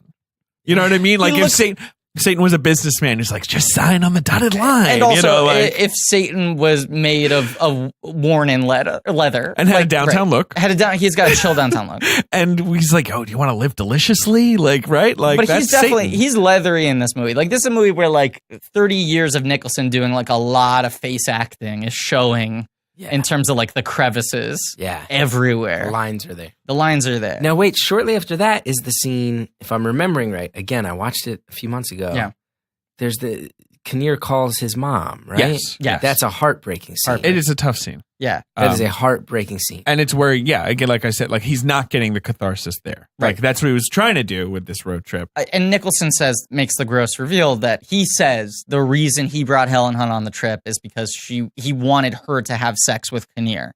No, but he's not. He doesn't really think that. Okay, so you think he doesn't really think that's just a weird thing that he goes through his because head. it's a very weird thing. Because he cannot expose himself Exactly. emotionally. That's the point where he's realized he has actual feelings, so he has to say something to kill any potential that they are expressed. But then he gets really angry the next morning when he thinks they slept together. Yeah, Kinnear also because he's rips a his own baby. cast off like a boss. Yeah, that's pretty good. That's like the Rock and the Fast and stole Furious. that move yeah. from him. But I also just love that Good Times Noodle Salad. That's like my favorite Nicholson. That's my Nicholson Oscar moment where he's like, he reveals like my dad used to hit me with a ruler or whatever. And he's like, it doesn't matter. Like he has no understanding of his own self as a person, right? He can say these things out loud without thinking about how they reflect on him. Yeah. And then, some of us have great stories, pretty stories that take place at lakes with boats and friends and noodle salad. It's such a good speech. How do you feel about this? Come on. It's a good fucking speech. What is Good noodle Times salad? Noodle salad. Macaroni salad. But why wouldn't you say macaroni Yeah. salad? I think because noodle salad sounds better. Yeah, got a little spin on it.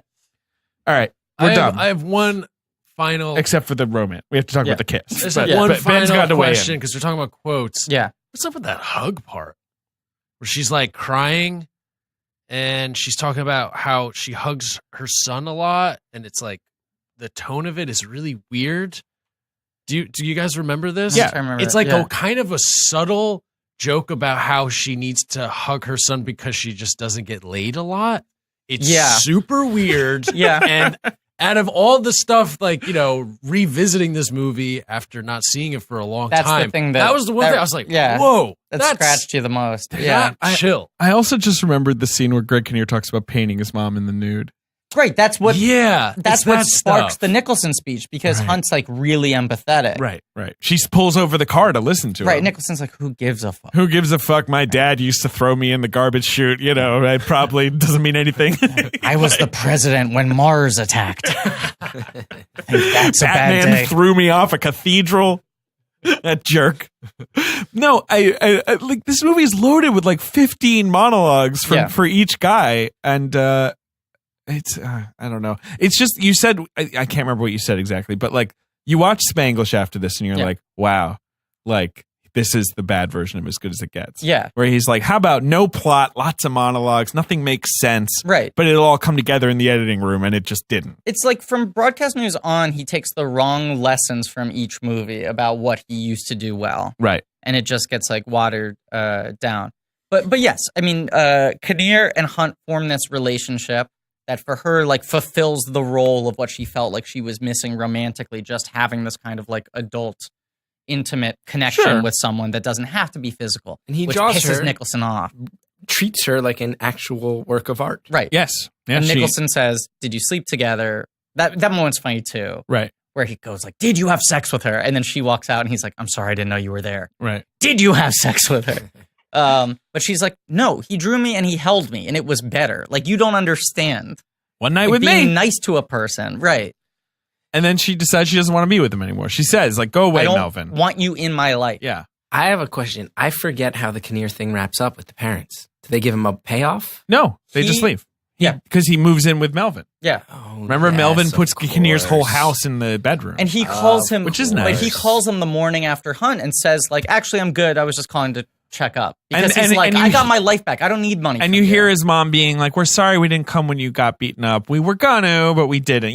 There's like, yeah, it's rough. It's rough. But no, but the thing is just they kiss and do you like it? That's like the last I thing. don't love it. Yeah. I agree with Chris that I would like it more if they didn't. I like the walk through the neighborhood. Yeah. And I like I also that like shot. his line about like we'll just be two people like who like bread or whatever is Yeah. weird like. Going That to the wasn't a bad bakery. Nicholson right there. That's the closest I think you got. Yeah. And he's still It's skipping as the good as it sidewalk gets. lines, right? But Yeah. she's like forcing him to at least go at her pace. Yes. Yes. That's as good Gotta as make it gets. gotta make compromises in life. You Yeah, know? I mean, like I don't know if they're going to stick together. I don't think They're they going will. to have a weird relationship with Yes. each other, like Yeah. be it romantic or not. Yeah. I don't know. It's a gripe of mine. I bring it up a lot. I'm not throwing the movie under the bus for this, but I think there is a lack of movies in which a straight man and a straight woman have mutual respect for each other that isn't romantic, and that's how it ends. And anytime I see that, I'm like very refreshed by that. And so this is one of those movies that feels so close to being able to do that. Sure. It feels like they could pull that off because it's not such a didactic romantic comedy. That I'd rather if it was one of those movies where it's like, yeah, you know, we had a moment where we like almost had a thing together, and it's very clear we wouldn't be good together. So let's just, you know, I'll keep on paying your hospital bills. So you were impressed with me being able to recall stuff before. Yeah. This is the game where I try to recall from memory the box office the weekend the movie opened. Okay. As Good as It Gets opened on December 26th, 1997. Christmas. Yeah. So Little Jack under the tree that year. A Sure. little bit of Jack under the tree. Okay. It opened at number 3. We've basically done this weekend because this is the second weekend of a very popular movie. Titanic? Correct. That's number 1. Did you say Titanic? Titanic. The film Titanic about the ship Titanic? So that's number 1. That's Do number you 1. remember the other movies? Because 2 of the other movies we've talked about are in this top 5. Mm-hmm. Okay, so 1997. If you remember, Titanic opened against like a big franchise movie. Titanic opened against a big franchise movie. But this week, Titanic went up and that movie went down. Family franchise? No, action franchise. An action franchise. An actioner. It's an actioner. What number was it in the franchise?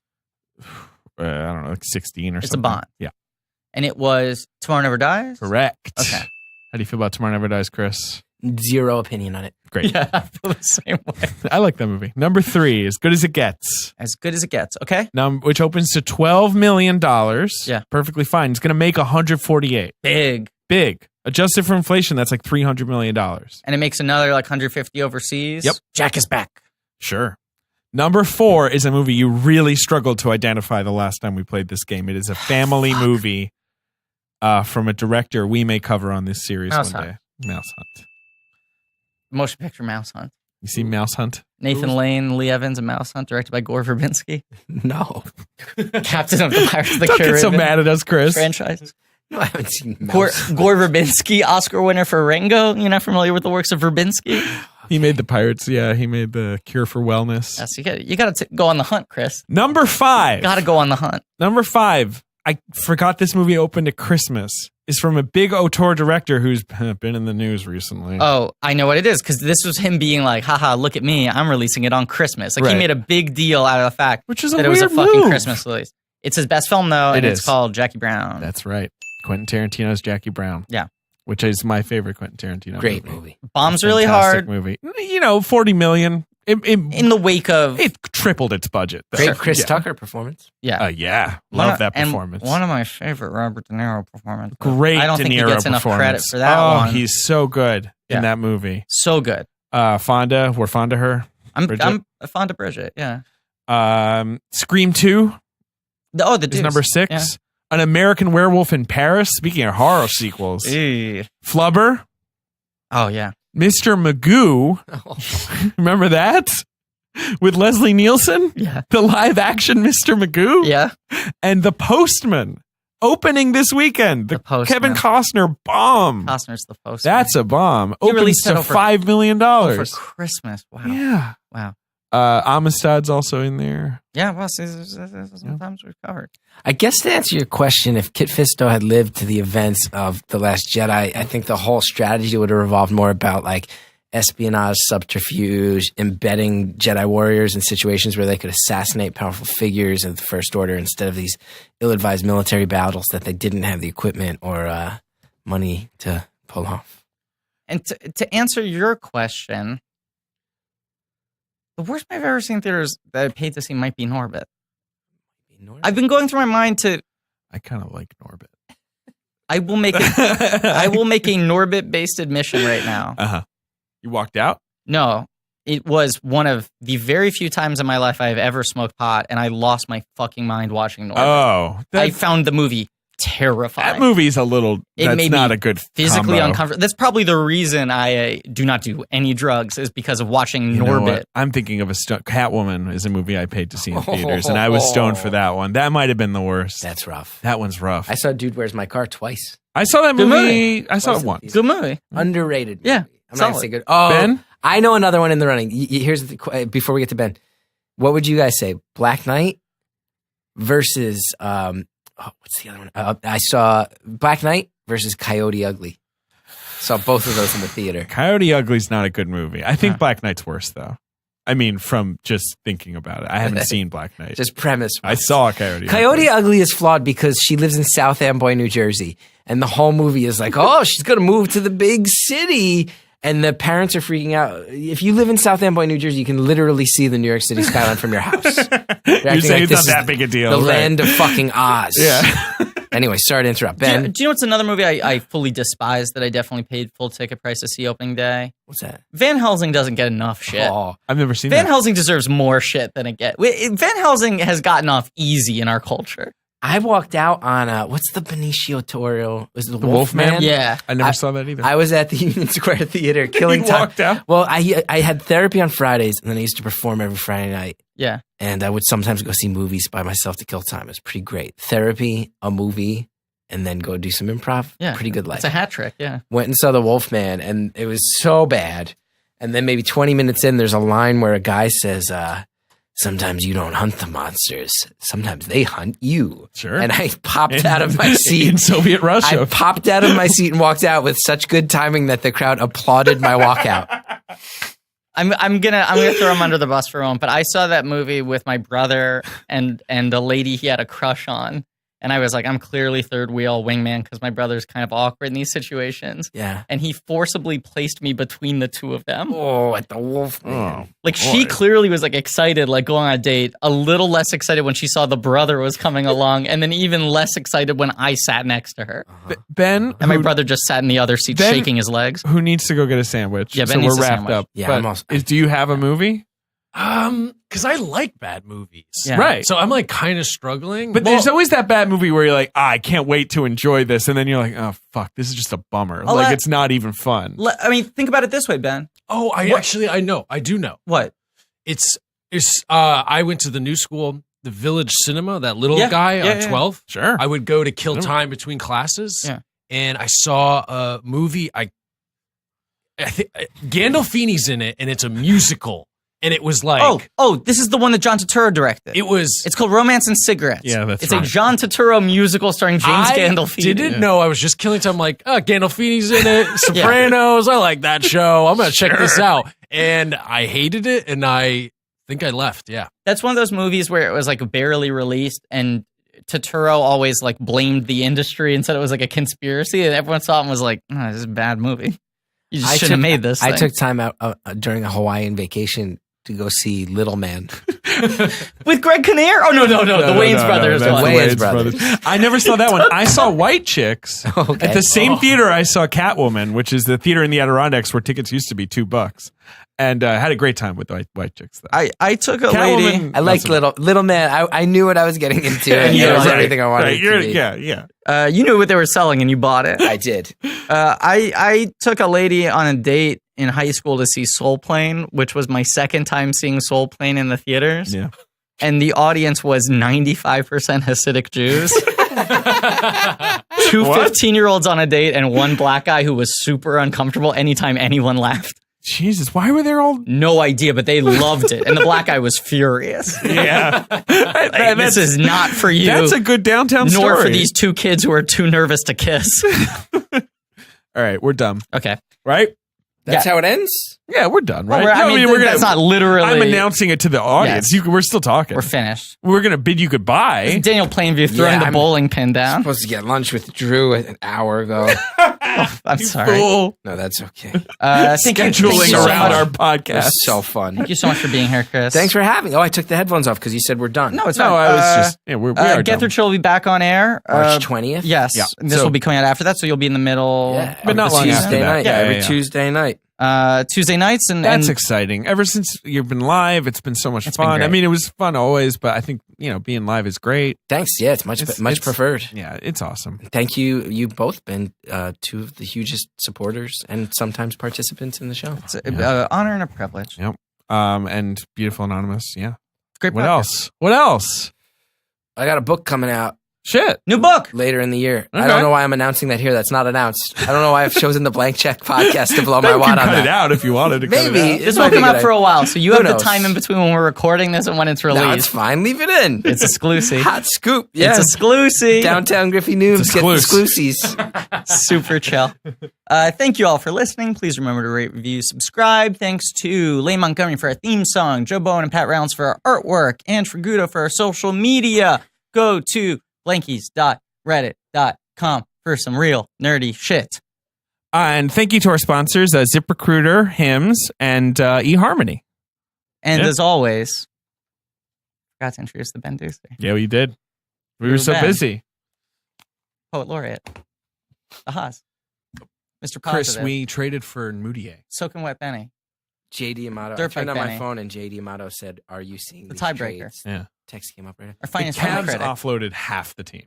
Cavs meat did- lover, They got rid pulled of up- Derrick Rose, The fart Isaiah detective. Thomas, keeper, Channing Frye. fuckmaster. They Not got, Professor they got Crispy. Rodney Hood. They got George Hill. He is a close I like personal George friend of Hill. Dan Yeah. Lewis. I mean, they remade They their kept team. Kevin Love. Graduated to certain titles over the course of different I wonder what miniseries. happens to him. Kylo Ben, We didn't even talk about Chris Steph. That was producer fun. Ben Kenobi, I like Moutier. Ben Night Yeah, he's a Shyamalan. point guard. Good right? reclamation Ben project. Say- Yeah. Say Moutier anything. Dot and dot dot. Beasley. You can have Moutier I want- and Beasley. I want Beasley gone. Daily bounce with Really? a dollar Because sign. I'm like But worried. he's Because won a couple games. well, right? that's the thing. I'm like, now War that Chris Haas. Stepps is out, let's just tank. And like Purdue Beasley's the Bang. guy's gonna be like, no, man, I'm going for Yeah. 35 every What game. happened to Frank? Day 19, the Final Is Maker. Frank benched? I haven't been No, watching he's much just this been season. playing like 15 Robo minutes a Haas. game, and now I'm sure they'll He's play not more. starting anymore. Ben left. No, He they fully haven't started left him because they were trying to win. the studio. Now So I feel like I they'll think start. this is still recording, but I don't know how we ended because he's gone. He left. He You went know. and got a sandwich.